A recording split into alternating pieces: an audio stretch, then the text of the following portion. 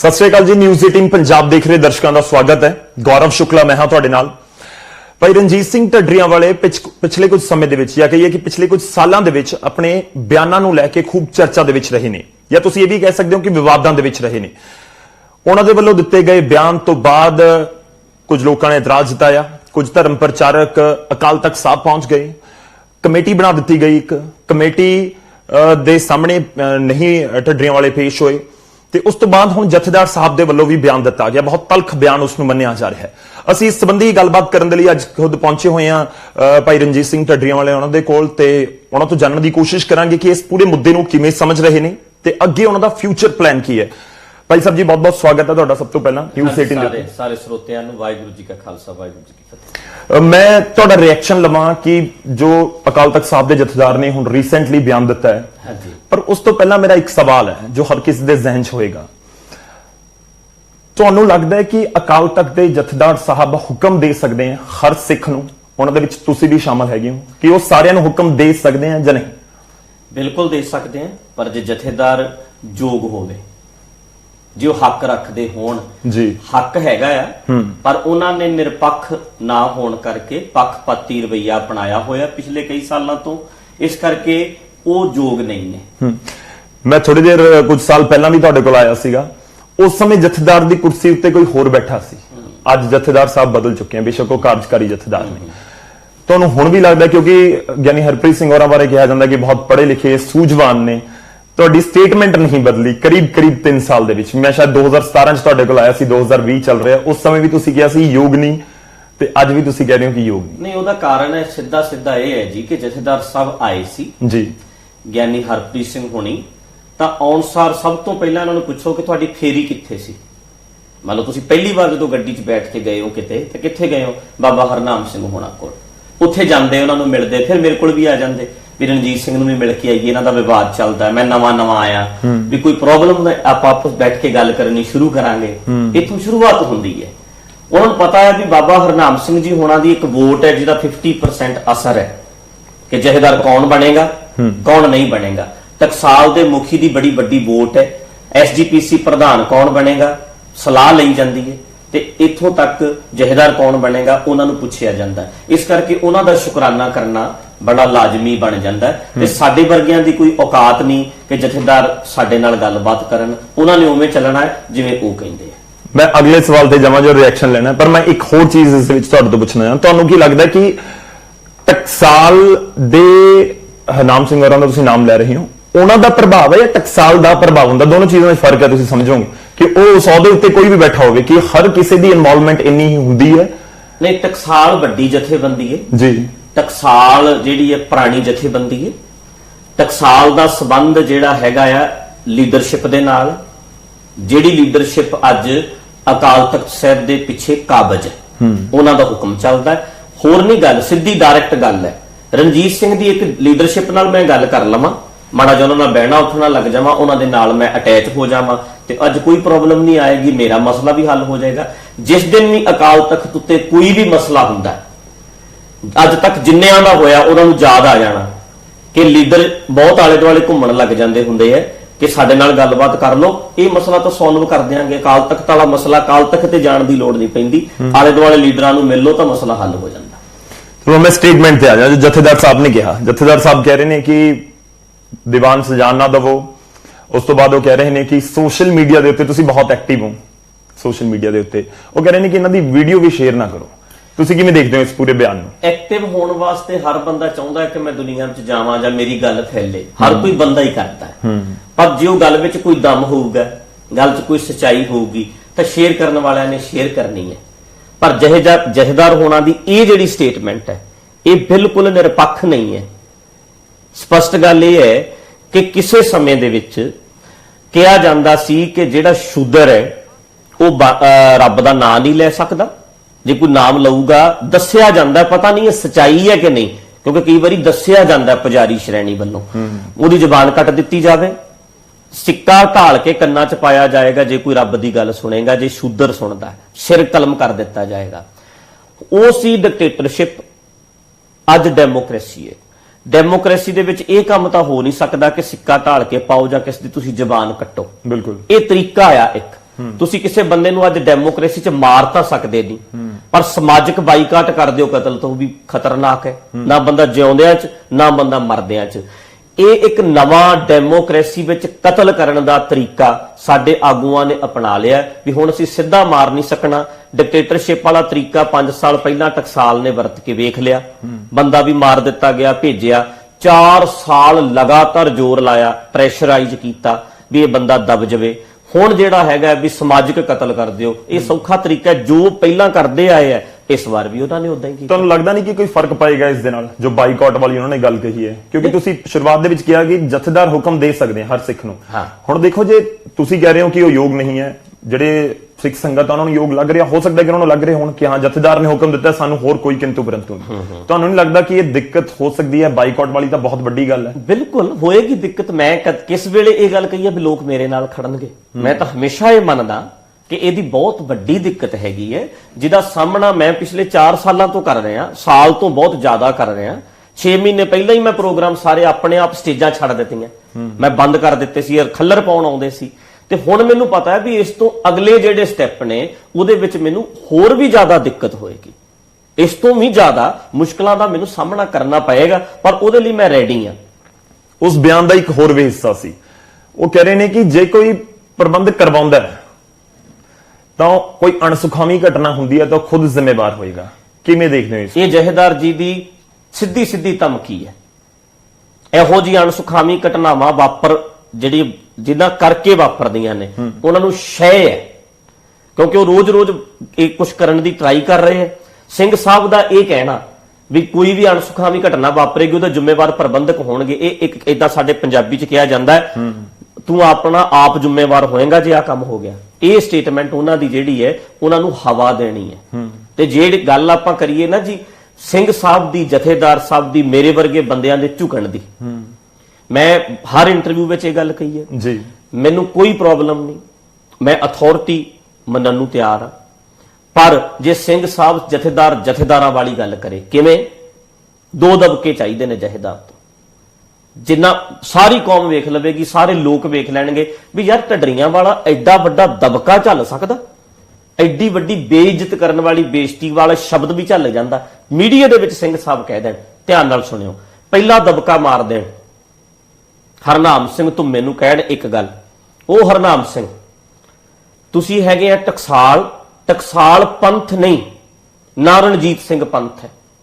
ਪੰਥ ਬੜੀ ਵੱਡੀ ਗੱਲ ਹੈ, ਅਸੀਂ ਬੈਠੇ ਆ ਪੰਥ ਦਾ, ਅਸੀਂ ਅਥਾਰਟੀ ਹੈ। ਤੂੰ ਹਰਨਾਮ ਸਿੰਘ ਅਥਾਰਟੀ ਨਹੀਂ ਹੈ, ਤੈਨੂੰ ਰਣਜੀਤ ਸਿੰਘ ਦੇ ਬਿਆਨਾਂ ਦੀ ਪ੍ਰੋਬਲਮ ਹੈ ਵੀ ਰਣਜੀਤ ਸਿੰਘ ਕਿੰਤੂ ਪਰੰਤੂ ਕਰਦਾ ਆ, ਪ੍ਰਾਤਨ ਮਰਿਆਦਾਵਾਂ ਤੇ ਸਵਾਲ ਉਠਾਉਂਦਾ। ਮੈਂ ਹੈਗਾ ਇੱਥੇ ਬੈਠਾ, ਤੂੰ ਦਿਨ ਦਿਹਾੜੇ ਬੰਦੇ ਭੇਜੇ, ਉਹਨਾਂ ਦਾ ਬੰਦਾ ਮਾਰ ਦਿੱਤਾ। ਸ਼ਬੀਲ ਵਰਗੀ ਰਵਾਇਤ ਨੂੰ ਤੁਸੀਂ ਬਦਨਾਮ ਕਰਕੇ ਕੌਮ ਬਦਨਾਮ ਕਰਦੇ ਹੋ, ਸਿਰ ਨੀਵਾ ਹੁੰਦਾ ਹੈ। ਦੂਜੇ ਨੰਬਰ ਤੇ ਜਦੋਂ ਤੇਰਾ ਜੀ ਕਰਦਾ ਤੁਹਾਡੇ ਬੰਦੇ ਭਾਈ ਅਮਰੀਕ ਸਿੰਘ ਅਜਨਾਲਾ ਜਾਂ ਦੂਜਾ ਤੀਜਾ ਜਾ ਕੇ ਪ੍ਰੋਗਰਾਮ ਰੋਕ ਦਿਓ। ਅਮਰੀਕਾ ਤੱਕ ਉਸ ਬੰਦੇ ਦਾ ਤੁਸੀਂ ਪਿੱਛਾ ਕਰਨ ਵਾਸਤੇ ਜਾਂਦੇ ਹੋ, ਕੋਈ ਹੱਕ ਨਹੀਂ। ਤੂੰ ਅਥਾਰਟੀ ਨਹੀਂ, ਅਥਾਰਟੀ ਆ ਮੈਂ। ਟਕਸਾਲ ਇੱਕ ਅੰਗ ਹੈ ਪੰਥ ਦਾ। ਪਹਿਲਾ ਦਬਕਾ ਹੋ ਗਿਆ, ਫਿਰ ਦੂਜਾ ਦਬਕਾ, ਓਏ ਰਣਜੀਤ ਸਿੰਘ ਕੱਲ ਦਾ ਜਵਾਬ ਹੈ ਤੂੰ, ਤੇਰੀ ਕੀ ਔਕਾਤ ਹੈ ਕਿ ਤੂੰ ਗ੍ਰੰਥਾਂ ਉੱਤੇ ਜਾਂ ਸੰਪਰਦਾਵਾਂ ਉੱਤੇ ਕੋਈ ਕਿੰਤੂ ਪਰੰਤੂ ਕਰੇ? ਤੈਨੂੰ ਕੋਈ ਹੱਕ ਨਹੀਂ ਬਣਦਾ। ਤੈਨੂੰ ਕੋਈ ਪ੍ਰੋਬਲਮ ਹੈ, ਮੇਰੇ ਨਾਲ ਆ ਕੇ ਗੱਲ ਕਰ, ਮੈਂ ਜਾ ਕੇ ਇਹਨਾਂ ਨਾਲ ਆਪੇ ਗੱਲ ਕਰੂੰਗਾ, ਗ੍ਰੰਥਾਂ ਬਾਰੇ ਗੱਲ ਕਰਨੀ ਹੋਈ ਮੈਂ ਕਰੂੰਗਾ। ਹੋਇਆ ਕੀ ਹੈ ਜੀ, ਪਿਛਲੇ 5 ਸਾਲਾਂ ਵਿੱਚ ਜਦੋਂ ਵੀ ਦਬਕਾ ਵੱਜਿਆ ਮੈਨੂੰ ਵੱਜਿਆ, ਜਦੋਂ ਵੀ ਸਮਝੌਤਾ ਕਰਨ ਦੀ ਗੱਲ ਕਹੀ ਗਈ ਹੈ ਮੈਨੂੰ ਕਹੀ ਗਈ ਹੈ। ਉਹਨਾਂ ਨੂੰ ਗਲਤ ਕਰਨ ਦਾ ਵੀ ਹੱਕ ਹੈ, ਤੂੰ ਜਾ ਕੇ ਗਲਤੀਆਂ ਕਰ, ਉਹਨਾਂ ਦਾ ਬੰਦਾ ਵੀ ਮਾਰ, ਪਰ ਮੈਨੂੰ ਗਲਤ ਨੂੰ ਗਲਤ ਕਹਿਣ ਦਾ ਵੀ ਹੱਕ ਨਹੀਂ। ਪਿਛਲੇ 5 ਸਾਲਾਂ 'ਚ ਜਦੋਂ ਮੈਂ ਅੱਜ ਕੀ ਕਿਹਾ ਜਾਂਦਾ, ਢੱਡਰੀਆਂ ਵਾਲਾ ਗਲਤ ਬੋਲਦਾ, ਪਰ ਜਿਹੜੇ ਗਲਤ ਕਰਦੇ ਨੇ ਕਦੇ ਉਹਨਾਂ ਦੇ ਬਾਰੇ ਕਿਸੇ ਨੇ ਕੁਝ ਕਿਹਾ? ਮਤਲਬ ਕਹਿਣ ਦਾ ਮੈਂ ਕਹਿੰਦਾ ਇੱਕ ਦਬਕਾ। ਤੁਸੀਂ ਹੈਰਾਨ ਹੋ ਜਾਓਗੇ ਵੀ ਰਣਜੀਤ ਸਿੰਘ ਵਰਗਾ ਬੰਦਾ ਜਾ ਕੇ ਹੱਥ ਜੋੜ ਕੇ ਦਬਕਾ ਝੱਲ ਗਿਆ। ਉਹ ਕਹਿੰਦਾ ਹਾਂਜੀ 7 ਬਚਨ। ਅੱਜ ਤੋਂ ਬਾਅਦ ਢੱਡਰੀਆਂ ਵਾਲੇ ਦੀ ਜ਼ਬਾਨ ਖੁੱਲ ਗਈ ਤਾਂ ਮੈਂ ਦੇਣਦਾਰ ਹਾਂ।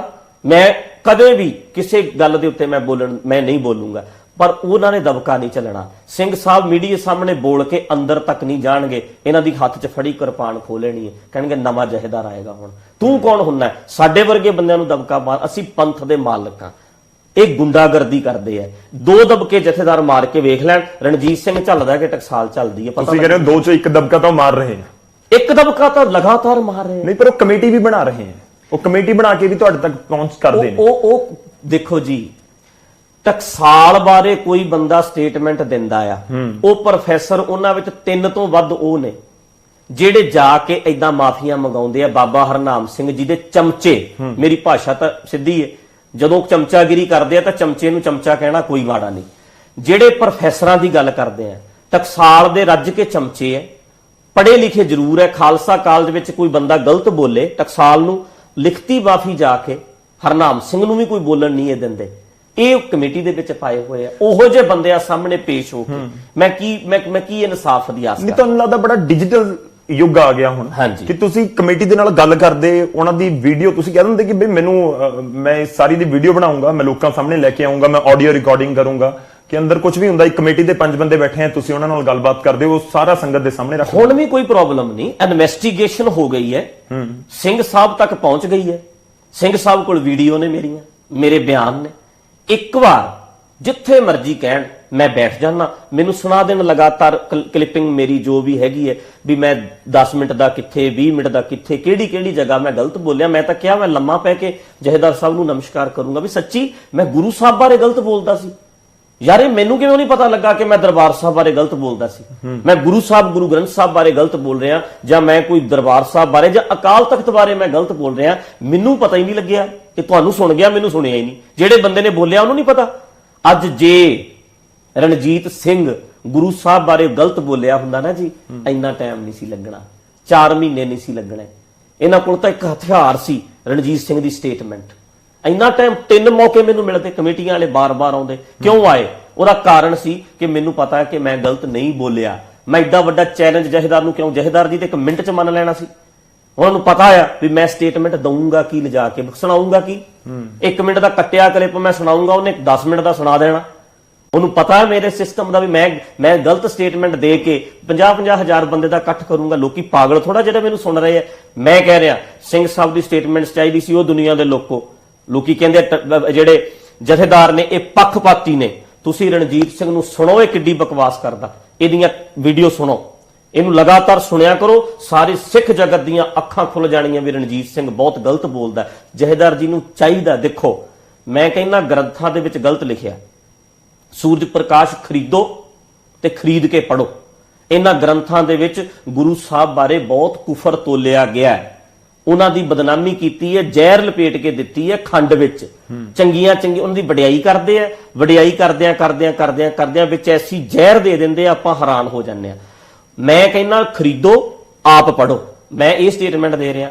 ਸਿੰਘ ਸਾਹਿਬ ਨੂੰ ਲੱਗਦਾ ਹੈ ਵੀ ਰਣਜੀਤ ਸਿੰਘ ਗਲਤ ਬੋਲਦਾ, ਉਹ ਕਹਿਣ ਰਣਜੀਤ ਸਿੰਘ ਨੂੰ ਖੁਦ ਸੁਣੋ, ਇਸ ਬੰਦੇ ਨੂੰ ਸੁਣੋ, ਇਹ ਕਿੰਨਾ ਗਲਤ ਬੋਲਦਾ। ਦੁਨੀਆ ਦੇ ਸਾਹਮਣੇ ਦੁੱਧ ਦਾ ਦੁੱਧ ਤੇ ਪਾਣੀ ਦਾ ਪਾਣੀ ਹੋ ਜਾਏਗਾ। ਠੀਕ ਹੈ, ਤੁਸੀਂ ਧਮਕੀ ਦਾ ਜ਼ਿਕਰ ਕੀਤਾ ਕਿ ਜੋ ਜਥੇਦਾਰ ਸਾਹਿਬ ਦਾ ਬਿਆਨ ਆ ਉਹ ਧਮਕੀ ਹੈ। ਦੇਖੋ ਲੋਕਤੰਤਰ ਦੇ ਵਿੱਚ ਕਿਸੇ ਨੂੰ ਧਮਕੀ ਤਾਂ ਨਹੀਂ ਦਿੱਤੀ ਜਾ ਸਕਦੀ, ਤੇ ਤੁਸੀਂ ਵੀ ਸਮਝਦੇ ਹੋ ਜੀ। ਤੇ ਹਰ ਕਿਸੇ ਕੋਲ ਜੇਕਰ ਕੋਈ ਧਮਕੀ ਦਵੇ ਤਾਂ ਕਾਰਵਾਈ ਵਾਲਾ ਆਪਸ਼ਨ ਹਮੇਸ਼ਾ ਰਹਿੰਦਾ ਹੈ, ਤੁਹਾਡੇ ਕੋਲ ਵੀ ਹੈ। ਸੋਚ ਕੇ ਵੇਖੋ ਵੀ ਮੈਂ ਆ ਸ਼ਬਦ ਮੈਂ ਕਿਸੇ ਨੂੰ ਗਾਲਾਂ ਨਹੀਂ ਕੱਢਦਾ, ਪਰ ਮੈਂ ਸਿੱਧਾ ਗੁੰਡੇ ਕਹਿਣਾ, ਗੁੰਡਾਗਰਦੀ ਕਰਨ ਵਾਲਿਆਂ ਨੂੰ ਗੁੰਡੇ ਕਹਿਣਾ, ਗਲਤ ਕਹਿਣ ਵਾਲਿਆਂ ਨੂੰ ਗਲਤ ਕਹਿਣਾ।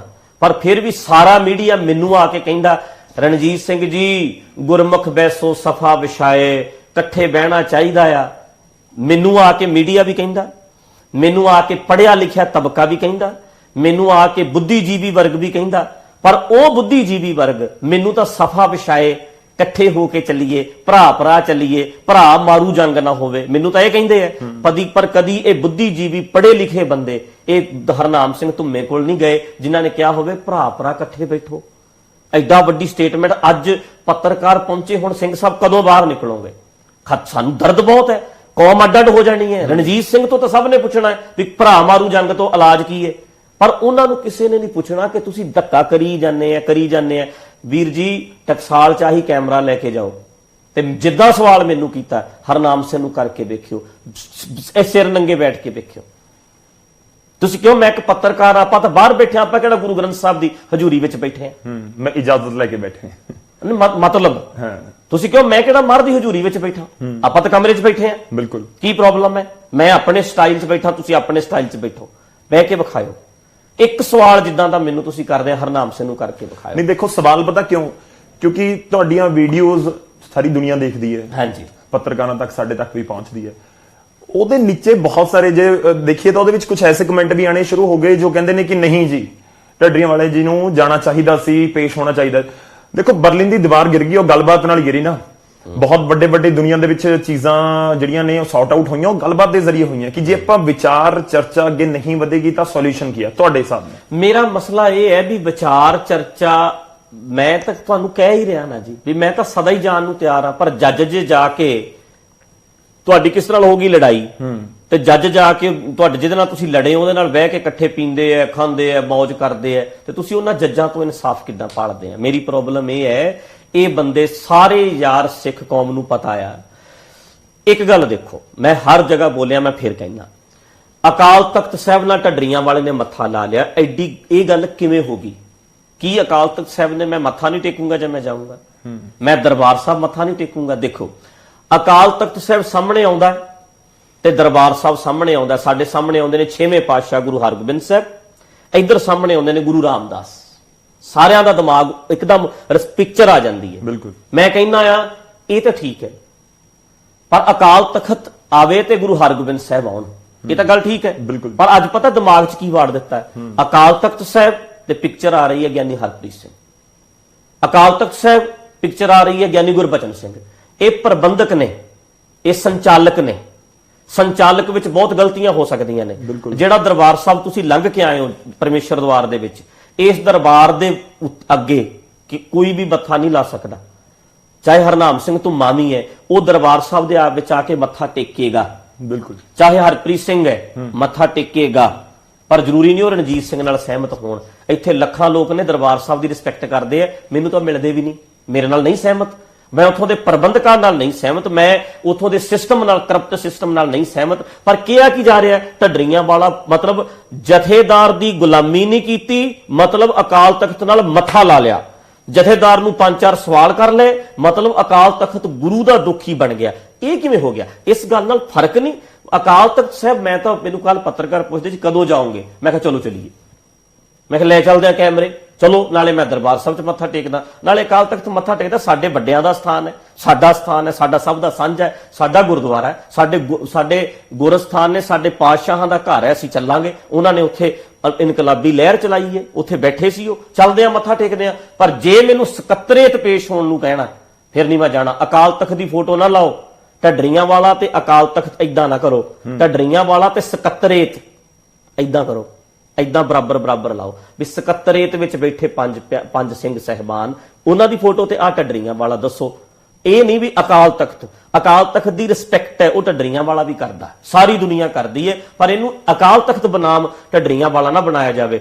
ਅਕਾਲ ਤਖਤ ਢੱਡਰੀਆਂ ਵਾਲਾ ਬਨਾਮ ਜਥੇਦਾਰ, ਕਰਪਟ ਜਥੇਦਾਰ, ਮਾੜਾ ਸਿਸਟਮ, ਉਹਦੇ ਬਾਰੇ ਗੱਲ ਕੀਤੀ ਜਾਣੀ। ਮੈਂ ਵੀ ਇਹੀ ਸਵਾਲ ਪੁੱਛ ਰਿਹਾ ਸੀ ਕਿ ਕਿਹਨੂੰ ਅਸੀਂ ਵਰਸਸ ਕਰੀਏ। ਆਮ ਤੌਰ ਤੇ ਕੋਈ ਵੀ ਕੇਸ ਹੁੰਦਾ ਨਾ, ਕੋਈ ਮਾਮਲਾ ਹੋਵੇ ਤਾਂ ਹੁਣ ਢੱਡਰੀਆਂ ਵਾਲੇ ਵਰਸਸ ਜਥੇਦਾਰ ਐਸਜੀਪੀਸੀ ਤੁਸੀਂ ਕਹਿ ਰਹੇ। ਮੈਂ ਇੱਕ ਹੋਰ ਚੀਜ਼ ਜ਼ਰੂਰ ਜਾਣਨੀ ਚਾਹੁੰਦਾ, ਕਿਉਂਕਿ ਲਗਾਤਾਰ ਅਸੀਂ ਤੁਹਾਡੇ ਬਿਆਨ ਸੁਣਦੇ ਆ, ਤੁਸੀਂ ਹਰਨਾਮ ਸਿੰਘ ਖਾਲਸਾ ਹੋਰਾਂ ਦਾ ਨਾਮ ਬਹੁਤ ਲੈਂਦੇ ਹੋ, ਕਿਉਂ ਨਹੀਂ ਲੈਂਦੇ? ਉਹ ਇੰਟਰਵਿਊ ਹੀ ਨਹੀਂ ਕਰਦੇ, ਨਾ ਕਿਉਂ ਨਹੀਂ ਲੈਣਗੇ? ਉਹ ਕੋਈ ਸਟੇਟਮੈਂਟ ਨਹੀਂ ਆਉਂਦੀ ਉਹਨਾਂ ਦੀ। ਵੀਰ ਜੀ ਇਹੀ ਤਾਂ ਤਰੀਕਾ ਆ, ਪਲੈਨਿੰਗ ਇਹ ਹੈ। ਨਹੀਂ ਇਹ ਵੀ ਹੁੰਦਾ ਨਾ ਕਿ ਚੁੱਪ ਰਹੋ, ਕਿ ਅਸੀਂ ਇਗਨੋਰ ਕਰ ਰਹੇ ਹਾਂ, ਅਸੀਂ ਨਹੀਂ ਬੋਲਣਾ। ਯਾਰ ਜਿਹੜੇ ਬੰਦੇ ਦੀ ਪਹਿਲਾਂ ਤਾਂ ਬੰਦੂਕ ਚੱਲੇ, ਉਹਦੀ ਜ਼ਬਾਨ ਦੀ ਚਲਾਉਣ ਦੀ ਲੋੜ ਦੀ। ਢੱਡਰੀਆਂ ਵਾਲੇ ਕੋਲੇ ਬੰਦੂਕ ਨਹੀਂ ਚੱਲਦੀ, ਇਹਦੀ ਤਾਂ ਜ਼ਬਾਨ ਹੈ ਬਸ। ਉਹਨਾਂ ਦੀ ਬੰਦੂਕ ਚੱਲਦੀ ਹੈ, ਉਹਨਾਂ ਦੀ ਜ਼ਬਾਨ ਨਹੀਂ ਚੱਲਦੀ। ਇੱਕ ਗੱਲ ਤੇ ਜਿਨ੍ਹਾਂ ਦੀਆਂ ਸਟੇਟਮੈਂਟਾਂ ਪੜ੍ਹ ਕੇ ਗਿਆਨੀ ਹਰਪ੍ਰੀਤ ਸਿੰਘ ਵਰਗਾ ਕੌਮ ਦਾ ਜਥੇਦਾਰ ਬੋਲੇ, ਦਰਬਾਰ ਸਾਹਿਬ ਦਾ ਹੈੱਡ ਗ੍ਰੰਥੀ ਜਗਤਾਰ ਸਿੰਘ ਕੋਲ ਬੈਠ ਕੇ ਚਾਪਲੂਸੀ ਕਰੇ ਵੀ ਢੱਡਰੀਆਂ ਵਾਲੇ ਨੂੰ ਨਾ ਸੁਣਿਆ ਕਰੋ, ਦਰਬਾਰ ਸਾਹਿਬ ਦੇ ਹੈੱਡ ਗ੍ਰੰਥੀ ਇਹ ਸਟੇਟਮੈਂਟ ਦੇਣ, ਉਸ ਢੱਡਰੀਆਂ ਵਾਲੇ ਵਾਸਤੇ ਹਰਨਾਮ ਸਿੰਘ ਧੁੰਮਾ ਜੀ ਨੂੰ ਬੋਲਣ ਦੀ ਕਿਉਂ ਲੋੜ ਹੈ? ਗੋਬਿੰਦ ਸਿੰਘ ਲੌਂਗੋਵਾਲ ਬੱਲੂ ਐਸਜੀਪੀਸੀ ਪ੍ਰਧਾਨ, ਜਿਹਦੇ ਵਾਸਤੇ ਪ੍ਰਕਾਸ਼ ਸਿੰਘ ਬਾਦਲ ਮੇਰੇ ਕੋਲ ਆਵੇ ਵੀ ਚਲੋ ਹਰਨਾਮ ਸਿੰਘ ਦੇ ਨਾਲ ਗੱਲਬਾਤ ਕਰੀਏ, ਸੁਖਬੀਰ ਸਿੰਘ ਬਾਦਲ ਆਵੇ, ਉਹ ਚਲੋ ਗੱਲਬਾਤ ਕਰੀਏ, ਸਾਰੀ ਕੈਬਨਿਟ ਆਵੇ, ਬੰਦਾ ਮੇਰਾ ਮਾਰ ਕੇ ਚਲੋ ਜਾ ਕੇ ਗੱਲਬਾਤ ਕਰੀਏ। ਉਸ ਹਰਨਾਮ ਸਿੰਘ ਨੂੰ ਸਟੇਟਮੈਂਟ ਦੇਣ ਦੀ ਕੀ ਲੋੜ ਹੈ? ਜਿਹਦੇ ਬੰਦੇ ਇੰਨੇ ਕੰਮ ਕਰਦੇ ਨੇ ਸਾਰੀ ਦੁਨੀਆ ਦੇ ਵਿੱਚ, ਉਹ ਆਪ ਕਿਉਂ ਬੋਲੂਗਾ? ਰਣਜੀਤ ਸਿੰਘ ਕੱਲਾ ਬੋਲਦਾ ਹੈ, ਵੱਡੇ ਵੱਡੇ ਪ੍ਰੋਫੈਸਰ, ਬੁੱਧੀਜੀਵੀ, ਪੜ੍ਹੇ ਲਿਖੇ ਬੰਦੇ, ਉਹ ਜਦੋਂ ਆਉਂਦਾ ਅਕਾਲ ਤਖਤ ਦਾ ਨਾਂ ਸਟ੍ਰੈਸ ਚ ਆ ਜਾਂਦੇ ਨੇ। ਸੱਚ ਕਹਿ ਰਿਹਾ ਮੈਂ ਸੱਚ ਕਹਿ ਰਿਹਾ, 80% ਸਿੱਖਾਂ ਨੂੰ ਪਤਾ ਹੈ, ਜਿਹੜੇ ਗੁਰਮਤ ਸਮਝਦੇ ਆ, ਬੁੱਧੀਜੀਵੀ, ਪੜ੍ਹੇ ਲਿਖੇ, ਵੀ ਸੂਰਜ ਪ੍ਰਕਾਸ਼ ਗ੍ਰੰਥ ਦਾ ਜਿਹੜਾ ਰੌਲਾ ਆ ਨਾ, ਰਣਜੀਤ ਸਿੰਘ ਇੱਥੇ ਸੱਚਾ ਆ। ਸੂਰਜ ਪ੍ਰਕਾਸ਼ ਗ੍ਰੰਥ ਗਲਤ ਹੈ, ਪਰ ਕਿਉਂ ਨਹੀਂ ਬੋਲਦੇ? ਉਹਨਾਂ ਨੂੰ ਪਤਾ ਵੀ ਰਣਜੀਤ ਸਿੰਘ ਤੋਂ ਸਾਨੂੰ ਕੀ ਮਿਲ ਜਾਣਾ। ਇਹ ਬੰਦੇ ਨੇ ਕਦੇ ਸਰੂਪਾ ਦੇਣਾ, ਇਹਨੇ VIP ਗੇਟ ਚੋਂ ਲੰਘਾਉਣਾ, ਇਹਨੇ ਕਦੇ ਅਕਾਲ ਤਖਤ ਤੇ ਬੁਲਾ ਕੇ ਚਾਹ ਪਿਉਣੀ ਹੈ, ਸਾਡੇ ਰਿਸ਼ਤੇਦਾਰਾਂ ਨੂੰ ਸਰੂਪੇ ਮਿਲਣਗੇ, ਉੱਥੋਂ ਸਾਨੂੰ ਸਭ ਕੁਝ ਮਿਲਦਾ ਹੈ। ਬੁੱਧੀਜੀਵੀ ਵਰਗ ਨੇ ਮੂੰਹ 'ਚ ਘੁੰਗਣੀਆਂ ਪਾ ਲਈਆਂ। ਥੋੜੇ ਜਿਹੇ ਬੰਦਿਆਂ ਤੋਂ ਬਿਨਾ, ਮੰਨ ਲਓ ਮੈਂ 5 ਬੰਦੇ ਕਹਿ ਲੂੰਗਾ, 5-7 ਬੰਦਿਆਂ ਤੋਂ ਬਿਨਾ ਸਾਰੇ ਬੁੱਧੀਜੀਵੀ, ਸਾਰੇ ਪੜ੍ਹੇ ਲਿਖੇ, ਸਾਰੇ ਪ੍ਰੋਫੈਸਰ ਸਭ ਕੁਝ ਜਾਣਦੇ ਆ। ਚੁੱਪ ਕਿਉਂ ਨੇ? ਕਿਉਂਕਿ ਨਾਮ ਅਕਾਲ ਤਖਤ ਦਾ, ਦੂਜਾ ਟਕਸਾਲ ਦਾ ਡੰਡਾ ਚੱਲਦਾ ਹੈ। ਇਹ ਪਤਾ ਵੀ ਕਿਹਦਾ ਫੋਨ ਕਿੱਥੋਂ ਆ ਜਾਣਾ। ਕੀ ਗੱਲ, ਉਹ ਤੇਰੀ ਔਕਾਤ ਕੀ ਉੱਥੇ ਬੋਲ ਕੇ ਆ ਚੈਨਲ ਤੇ ਜਾ ਕੇ? ਢੱਡਰੀਆਂ ਵਾਲਾ ਕੌਣ ਹੈ ਤੇਰੇ ਸਾਹਮਣੇ? ਇੰਟਰਵਿਊ ਤੁਸੀਂ ਕਰਕੇ ਜਾਓਗੇ। ਸੱਚ ਇਹ ਹੈ, ਕਿਤੇ ਚੈਨਲ ਤੋਂ ਬਿਨਾ, ਨਹੀਂ ਤਾਂ ਇਹ ਖਤਰਾ ਹੋ ਜਾਂਦਾ ਵੀ ਇੰਟਰਵਿਊ ਹੋ ਗਈ ਹੈ, ਇਹਨੇ ਚੱਲਣਾ ਵੀ ਹੈ ਕਿ ਨਹੀਂ।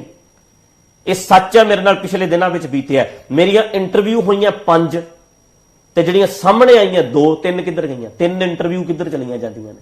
ਉਹ ਤਾਂ ਕਹਿੰਦੇ ਨੇ ਚੈਨਲ ਦੇ, ਉਹਨਾਂ ਦਾ ਚੈਨਲ ਉੱਤੇ ਕਬਜ਼ਾ, ਚੈਨਲਾਂ ਤੇ ਉਹਨਾਂ ਦਾ ਕਬਜ਼ਾ ਆ। ਹਰ ਥਾਂ ਤੇ ਉਹਨਾਂ ਦੀਆਂ ਬੰਦੂਕਾਂ ਉਹਨਾਂ ਦੀਆਂ ਬੋਲਦੀਆਂ ਨੇ। ਉਹਨਾਂ ਵਾਸਤੇ ਵੱਡੇ ਵੱਡੇ ਲੀਡਰ ਗੁਲਾਮੀ ਕਰਦੇ ਨੇ। ਢੱਡਰੀਆਂ ਵਾਲੇ ਨੂੰ ਜਾ ਕੇ ਸਮਝੌਤਾ, ਜਿਹੜੇ ਬੰਦੇ ਦਾ ਸਮਝੌਤਾ ਕਰਨ ਲਈ, ਸਲਾਹ ਦੇਣ ਲਈ ਵੱਡੇ ਵੱਡੇ ਲੀਡਰ ਆਉਣ, ਉਹਨਾਂ ਨੂੰ ਬੋਲਣ ਦੀ ਲੋੜ ਨਹੀਂ। ਸਾਡੇ ਵਰਗੇ ਆਪ ਹੀ ਆਪਣੇ ਬੁਲਾ ਰਹੇ ਆ, ਸਪੋਕਸ ਪਰਸਨ ਵੀ ਆਪ ਹੀ ਆ, ਸੋਚਦੇ ਵੀ ਆਪ ਹੀ ਆ, ਆਪਣੇ ਸਲਾਹਕਾਰ ਵੀ ਆਪ ਹੀ ਆ। ਮੇਰੇ ਨਾਲ ਕੋਈ 10-50 ਬੰਦਿਆਂ ਨਾਲ ਬੈਠ ਕੇ ਮੈਂ ਗੱਲ ਨਹੀਂ ਕਰਦਾ। ਜਹੇਦਾਰ ਜੀ ਦੀ ਸਟੇਟਮੈਂਟ ਆਈ, ਅੱਧੇ ਘੰਟੇ ਬਾਅਦ ਮੈਂ ਆਪਣੀ ਵੀਡੀਓ ਪਾਤੀ। ਮੈਂ ਕਿਸੇ ਨਾਲ ਸਲਾਹ ਕਰਨ ਬੈਠਾ ਤਾਂ ਪਤਾ ਨਹੀਂ ਕਿਹੜੇ ਕੀ ਸਲਾਹ ਦੇਣਗੇ, ਆਪਣੀ ਗੱਲ ਨਹੀਂ। ਲੋਕ ਇਹ ਵੀ ਜਾਣਨਾ ਚਾਹੁੰਦੇ ਨੇ ਕਿ ਰਣਜੀਤ ਸਿੰਘ ਢੱਡਰੀਆਂ ਵਾਲੇ ਹੋਰਾਂ ਦੇ ਨਾਲ ਸੰਤ ਸਮਾਜ ਖੜਾ ਹੈ। ਸੰਤ ਸਮਾਜ ਦੇ ਕੋਈ ਲੋਕ ਹੈਗੇ, ਤੁਸੀਂ 5 ਨਾਮ ਦੱਸ ਸਕੋ ਕਿ ਹਾਂ ਇਹ ਲੋਕ ਮੇਰੇ ਨਾਲ ਬਿਲਕੁਲ ਇਤਫਾਕ ਰੱਖਦੇ ਹਨ ਕਿ ਹਾਂ ਜੋ ਮੈਂ ਗੱਲ ਕਹਿ ਰਿਹਾ ਇਹ ਬਿਲਕੁਲ ਠੀਕ ਹੈ? ਉਹ ਵੀ ਇਸ ਦੇ ਨਾਲ ਰਣਜੀਤ ਸਿੰਘ ਦੇ ਨਾਲ ਰਣਜੀਤ ਸਿੰਘ ਆਪ ਖੜਾ ਹੈ। ਇਕੱਲੇ ਨਹੀਂ ਪੈਂਦੇ ਨਜ਼ਰ ਆਉਂਦੇ। ਇੱਕ ਗੱਲ ਚੇਤਾ ਰੱਖਿਓ, ਹਰਪ੍ਰੀਤ ਸਿੰਘ ਨਾਲ ਹਰਪ੍ਰੀਤ ਸਿੰਘ ਆਪ ਨਹੀਂ ਖੜਾ। ਸੱਚ ਦੱਸ, ਇਹ ਗੱਲ ਦੱਸਦਾ ਮੈਂ। ਕਿਉਂ ਲੱਗਦਾ ਐਵੇਂ? ਉਹਨਾਂ ਦੀ ਸਟੇਟਮੈਂਟ ਬੋਲਦਿਆਂ ਨੂੰ ਸੁਣਿਆ, ਜਦੋਂ ਉਹਨਾਂ ਨੇ ਪੜ੍ਹ ਕੇ ਸੁਣਾਈ, ਐ ਲੱਗਦਾ ਜਿਵੇਂ ਖਬਰਾਂ ਪੜ੍ਹਦੇ ਆ। ਖਬਰਾਂ ਮਤਲਬ ਤੁਸੀਂ ਹੋਰ ਤਰ੍ਹਾਂ ਕਰਦੇ ਹੋ, ਮਤਲਬ ਐਂ ਲੱਗਦਾ ਜੇ ਪੜ੍ਹ ਕੇ ਅਖਬਾਰ ਨਹੀਂ ਪੜ੍ਹ ਕੇ ਸੁਣਾਉਂਦਾ ਹੁੰਦਾ ਬੰਦਾ। ਆਪਣੇ ਆਪ ਨਾਲ ਖੜਾ ਬੰਦਾ ਐ ਬੋਲਦਾ। ਮੈਨੂੰ ਲੈ ਕੇ ਜਾਓ, ਕਿਹੜੇ ਚੈਨਲ ਤੇ ਲੈ ਕੇ ਜਾਣਾ, ਮੈਨੂੰ ਬੋਲਦੇ ਨੂੰ ਵੇਖਿਓ। ਮੈਂ ਆਪਣੀ ਗੱਲ, ਮੈਨੂੰ ਪਤਾ ਮੈਂ ਗਲਤ ਨਹੀਂ ਆ। ਮੈਂ ਸੂਰਜ ਪ੍ਰਕਾਸ਼ ਦੇ ਮਸਲੇ ਤੇ ਜਦੋਂ ਠੋਕ ਕੇ ਸਟੇਟਮੈਂਟ ਦੇਣਾ, ਮੈਨੂੰ ਪਤਾ ਹੈ ਉਹਦੇ ਵਿੱਚ ਕੀ ਕੁਝ ਲਿਖਿਆ, ਮੈਨੂੰ ਪਤਾ ਆ। ਤਾਂ ਮੈਂ ਜਿਹੜੀਆਂ ਗੱਲਾਂ ਕਹਿ ਰਿਹਾ ਕੌਨਫੀਡੈਂਸ ਨਾਲ ਕਹਿ ਰਿਹਾ, ਕਿਉਂਕਿ ਮੈਨੂੰ ਆਪਣੀ ਗੱਲ ਦਾ ਪਤਾ ਆ, ਭਰੋਸਾ ਆ ਉਸ ਗੱਲ ਦੇ ਉੱਤੇ ਵੀ ਯਾਰ ਗਲਤ ਕੀ ਕਿਹਾ ਸੀ। ਮੈਂ ਤਾਂ ਸਵਾਲ ਕੀਤੇ ਸੀ, ਸਵਾਲਾਂ ਦੇ ਜਵਾਬ ਦੇਣ ਦੀ ਬਜਾਏ ਇਹ ਮੈਨੂੰ ਮਾਰਨ ਪੈ ਰਹੇ ਆ। ਐਡੇ ਵੱਡੇ ਫੈਸਲੇ ਲੈ ਰਹੇ, ਇਕੱਲੇ ਪੈ ਗਏ। ਮਤਲਬ ਤੁਹਾਨੂੰ ਲੱਗ ਨਹੀਂ ਰਿਹਾ ਕਿ ਹਾਂ ਜੇ ਜਿਹੜੇ ਲੋਕ ਇਤਫਾਕ ਰੱਖਦੇ ਹੋਣ ਉਹ ਖੁੱਲ ਕੇ ਸਾਹਮਣੇ ਆਉਣ? ਤੁਹਾਡੇ ਜਿਹੜੇ ਫਾਲੋਅਰਸ ਹੈਗੇ ਉਹ ਆਉਂਦੇ ਆ, ਉਹ ਸੋਸ਼ਲ ਮੀਡੀਆ ਦੇ ਉੱਤੇ ਬਹੁਤ ਕੁਝ ਲਿਖਦੇ ਆ, ਬੋਲਦੇ ਆ, ਪਰ ਜਿਹੜੇ ਸੰਤ ਸਮਾਜ ਦੇ ਲੋਕ ਹੈਗੇ ਆ, ਮੈਂ ਕਿਸ ਦਾ ਨਾਮ ਨਹੀਂ ਲਊਂਗਾ, ਕਿ ਕੋਈ ਆ ਕੇ ਤੁਹਾਡੇ ਨਾਲ ਖੜਾ ਹੋਵੇ ਜਿਹੜਾ ਕਹੇ ਕਿ ਹਾਂ ਢੱਡਰੀਆਂ ਬਿਲਕੁਲ ਠੀਕ ਹੈ। ਮੈਂ ਫਿਰ ਸ਼ੁਕਲਾ ਜੀ ਕਹਿ ਰਿਹਾ ਗੱਲ, ਮੈਂ ਨਾ ਗਲਤ ਨਾ ਲੈ ਲਵਾਂ। ਨਹੀਂ, ਬਿਲਕੁਲ ਠੀਕ ਹੈ। ਅੱਛਾ ਜੀ, ਮੈਂ ਕਹਿਣਾ ਇਹ ਚਾਹਨਾ ਭਈ ਜਿੰਨਾ ਚਿਰ ਮੈਂ ਆਪਣੇ ਆਪ ਨਾਲ ਨਹੀਂ ਨਾ ਖੜਾ ਹੋਵਾਂਗਾ ਜੀ, ਚਾਹੇ ਸਾਰੀ ਦੁਨੀਆ ਮੇਰੇ ਨਾਲ ਖੜੀ ਹੋ ਜਾਏ, ਕੋਈ ਫਰਕ ਨਹੀਂ ਪੈਣਾ, ਤੇ ਸਾਰੀ ਦੁਨੀਆ ਮੇਰੇ ਵਿਰੁੱਧ ਹੋ ਜਾਵੇ, ਪਰ ਜੇ ਮੈਂ ਆਪਣੇ ਆਪ ਨਾਲ ਖੜਾ ਰਹੂੰਗਾ ਨਾ, ਕੱਲਾ ਆਪਣੇ ਆਪ ਨਾਲ, ਤਾਂ ਮੇਰਾ ਵਾਅਦਾ ਹੋਵੇ ਕਿ ਮੈਂ ਜੋ ਕਿਹਾ ਠੀਕ ਹੈ, ਆਪਣਾ ਕੌਨਫੀਡੈਂਸ ਮੈਂ ਰੱਖੂੰਗਾ ਤਾਂ ਠੀਕ ਹੈ। ਦੇਖੋ ਮੈਂ ਆਪਣੀ ਗੱਲ ਕਰ ਰਿਹਾ, ਬਹੁਤ ਸਾਰੇ ਜਿਹੜੇ ਬੰਦੇ ਹੈਗੇ ਆ ਮੈਨੂੰ ਵੀ ਸੁਣੀ ਜਾਂਦੇ ਆ, ਠੀਕ ਹੈ ਜੀ ਰਣਜੀਤ ਸਿੰਘ ਵੀ ਠੀਕ ਹੈ, ਪਰ ਮੈਂ ਨਹੀਂ ਆਸ ਰੱਖਦਾ ਕੌਣ ਮੇਰੇ ਨਾਲ ਤੁਰਦਾ ਹੈ, ਕਿਉਂਕਿ ਮੈਨੂੰ ਪਤਾ ਆ ਕਿ ਜਿਨ੍ਹਾਂ ਬਾਰੇ ਅਸੀਂ ਗੱਲ ਕਰਦੇ ਬਹੁਤ ਵੱਡੇ ਹੈ, ਬੜੀ ਤਾਕਤ ਨੇ, ਉਹ ਪੂਰੀ ਉਹਨਾਂ ਦਾ ਸਿਸਟਮ ਹੈ। ਹਰ ਬੰਦਾ ਸੋਚ ਕੇ ਚਕਾਉਣ ਲੱਗ ਜਾਂਦਾ ਹੈ, ਯਾਰ ਇਹ ਬੰਦੇ, ਇਹਨਾਂ ਦਾ ਏਡਾ ਵੱਡਾ ਸਿਸਟਮ ਹੈ। ਦੂਜੇ ਨੰਬਰ ਤੇ ਕਰ ਅਕਾਲ ਤਖਤ ਸਾਹਿਬ ਨੂੰ ਸਾਹਮਣੇ ਦਿੰਦੇ, ਉਹ ਬਾਬਾ ਜਰਨੈਲ ਸਿੰਘ ਦੀ ਪਿਕਚਰ ਪਿੱਛੇ ਲੁਕ ਜਾਂਦਾ ਹਰਨਾਮ ਸਿੰਘ ਧੁੰਮਾ, ਤੇ ਇਹ ਅਕਾਲ ਤਖਤ ਸਾਹਿਬ ਦੇ ਪਿੱਛੇ ਲੁਕ ਜਾਂਦੇ ਆ। ਗਲਤੀਆਂ ਇਹਨਾਂ ਦੀਆਂ, ਬਦਨਾਮੀ ਅਕਾਲ ਤਖਤ ਸਾਹਿਬ ਦੀ।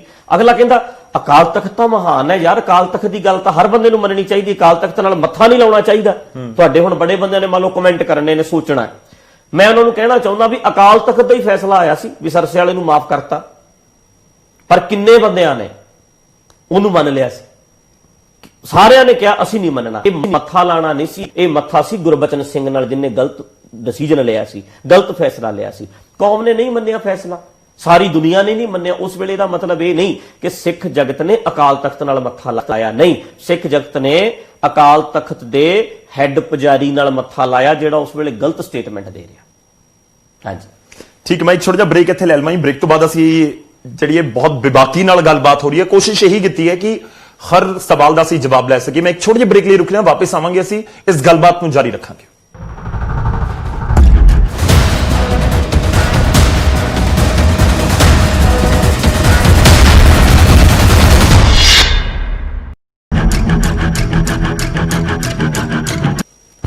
ਬ੍ਰੇਕ ਤੋਂ ਬਾਅਦ ਇੱਕ ਵਾਰ ਫਿਰ ਤੋਂ ਤੁਹਾਡਾ ਸਵਾਗਤ ਹੈ। ਅਸੀਂ ਗੱਲ ਕਰ ਰਹੇ ਹਾਂ ਭਾਈ ਰਣਜੀਤ ਸਿੰਘ ਢੱਡਰੀਆਂ ਵਾਲੇ ਹੋਰਾਂ ਦੇ ਨਾਲ ਤੇ ਹਰ ਸਵਾਲ ਦਾ ਜਵਾਬ ਲੈਣ ਦੀ ਕੋਸ਼ਿਸ਼ ਕਰ ਰਹੇ ਹਾਂ। ਬਹੁਤ ਬੇਬਾਕੀ ਦੇ ਨਾਲ ਉਹਨਾਂ ਨੇ ਪਹਿਲੇ ਸੈਗਮੈਂਟ ਦੇ ਵਿੱਚ ਗੱਲਬਾਤ ਕੀਤੀ। ਇੱਕ ਵਾਰ ਫਿਰ ਤੋਂ ਤੁਹਾਡਾ ਸਵਾਗਤ ਹੈ ਜੀ। ਮੈਂ ਇਸ ਸੈਗਮੈਂਟ ਦੀ ਸ਼ੁਰੂਆਤ ਕਰੂੰਗਾ ਕਿਉਂਕਿ ਬਹੁਤ ਸਾਰੇ ਇਲਜ਼ਾਮ ਲੱਗਦੇ ਨੇ, ਮੈਂ ਵੀ ਪੂਰੀ ਲਿਸਟ ਬਣਾ ਕੇ ਆਇਆ। ਇੱਕ ਇਲਜ਼ਾਮ ਇਹ ਵੀ ਹੈ ਕਿ ਜਥੇਦਾਰ ਸਾਹਿਬ ਦੀ ਜਵਾਬਦੇਹੀ ਕਿਸੇ ਨੂੰ ਹੈ, ਜਥੇਦਾਰ ਸਾਹਿਬ ਦੀ ਜਵਾਬਦੇਹੀ ਐਸਜੀਪੀਸੀ ਨੂੰ ਹੈ ਜਾਂ ਹੋਰ ਉਹਨਾਂ ਦੀ ਜਵਾਬਦੇਹੀ ਹੈ। ਤੁਹਾਡੀ ਜਵਾਬਦੇਹੀ ਕਿਸ ਨੂੰ, ਜੋ ਤੁਸੀਂ ਕਹਿ ਰਹੇ ਹੋ ਕਿਸੇ ਨੂੰ ਜਵਾਬਦੇਹੀ ਹੈ ਕਿ ਨਹੀਂ? ਨਹੀਂ, ਬਿਲਕੁਲ ਸੰਗਤ ਵਿੱਚ ਜਵਾਬਦੇਹੀ ਹੈ। ਜੇ ਕੁਝ ਗਲਤ ਬੋਲਦਾ ਆ, ਗਲਤ ਕਰਾਂਗਾ ਤਾਂ ਜਵਾਬਦੇਹ ਹੋਵਾਂਗਾ। ਮੈਂ ਤੁਹਾਨੂੰ ਇਹੀ ਕਹਿ ਰਿਹਾ ਵੀ ਅਥਾਰਟੀ ਹੋਵੇ, ਅਸੀਂ ਜਵਾਬ ਦਈਏ ਆਪਣੀਆਂ ਗੱਲਾਂ ਦਾ। ਮੈਂ ਤਿਆਰ ਹਾਂ ਜਵਾਬ ਦੇਣ ਵਾਸਤੇ। ਨਹੀਂ, ਇੱਕ ਅਹੁਦਾ ਤਾਂ ਹੁੰਦਾ ਨਾ ਜੀ। ਤੁਸੀਂ ਦੇਖੋ ਕਿ ਇੱਕ ਚੇਅਰ ਹੁੰਦੀ ਹੈ, ਆਪਾਂ ਜਿਵੇਂ ਹੁਣ ਵਿਧਾਨ ਸਭਾ ਦੇ ਅੰਦਰ ਚਲੇ ਜਾਈਏ, ਆਪਾਂ ਲੋਕ ਸਭਾ ਚਲੇ ਜਾਈਏ, ਸਪੀਕਰ ਕੋਈ ਵੀ ਕਿਸੇ ਵੀ ਪਾਰਟੀ ਦਾ ਹੋਵੇ, ਸੰਬੋਧਨ ਤਾਂ ਉਹਨਾਂ ਨੂੰ ਕਰਨਾ ਪੈਂਦਾ ਹੈ। ਇਸੇ ਤਰ੍ਹਾਂ ਕਿ ਅਕਾਲ ਤਖਤ ਸਾਹਿਬ ਦੇ ਜਥੇਦਾਰ ਦਾ ਇੱਕ ਅਹੁਦਾ ਹੈ, ਇੱਕ ਕੁਰਸੀ ਹੈ, ਸੰਬੋਧਨ ਤਾਂ ਉਹਨਾਂ ਨੂੰ ਹੀ ਕਰਨਾ ਪਏਗਾ ਨਾ। ਨਹੀਂ, ਮੈਂ ਤੁਹਾਨੂੰ ਬੇਨਤੀ ਫੇਰ ਹੀ ਕਰਦਾ ਵੀ ਟਕਸਾਲ ਦੀ ਜਵਾਬਦੇਹੀ ਕਿਤੇ ਨਹੀਂ ਹੈਗੀ ਕਿ ਸ਼ਰੇਆਮ ਬੰਦਾ ਮਾਰ ਜਾਓ, ਉਹਨਾਂ ਦੀ ਕਿਤੇ ਜਵਾਬਦੇਹੀ ਨਹੀਂ ਹੈਗੀ। ਜੋ ਮਰਜ਼ੀ ਕਰੀ ਜਾਓ। ਜਥੇਦਾਰ ਅਕਾਲ ਤਖਤ ਸਾਹਿਬ ਦੇ ਹੈਗੇ ਨੇ, ਪਰ ਇਹਨਾਂ ਦੀ ਜਵਾਬਦੇਹੀ ਕਿੱਥੇ ਹੈ? ਮੰਨ ਲਓ ਕਾਰਜਕਾਰੀ ਜਥੇਦਾਰ ਨੇ ਨਾ, ਤਾਂ ਮੈਂ ਹੁਣੀ ਆਪਣੀ ਫੇਸਬੁੱਕ ਤੇ ਇੱਕ ਗੱਲ ਲਿਖ ਕੇ ਆਇਆ ਸੀ ਕਿ ਬਾਬਾ ਹਰਨਾਮ ਸਿੰਘ ਹੋਣਾ ਨਾਲ ਬੈਠੇ ਫੋਟੋ ਉਹਨਾਂ ਦੀ ਹੈਗੀ ਹੈ ਇੱਕ, ਕਿ ਗਿਆਨੀ ਹਰਪ੍ਰੀਤ ਸਿੰਘ ਹੋਣਾ ਨੂੰ ਕਾਰਜਕਾਰੀ ਤੋਂ ਪੱਕੇ ਜਥੇਦਾਰ ਬਣਨ ਵਾਸਤੇ ਐਡਵਾਂਸ ਵਿੱਚ ਵਧਾਈ, ਮੈਂ ਆਪਣੇ ਵੱਲੋਂ ਲਿਖ ਕੇ ਆਇਆ। ਕਲੀਅਰ ਗੱਲ ਇਹ ਹੈ, ਕਾਰਜਕਾਰੀ ਜਥੇਦਾਰ ਦਾ ਕੋਈ ਅਰਥ ਹੁੰਦਾ?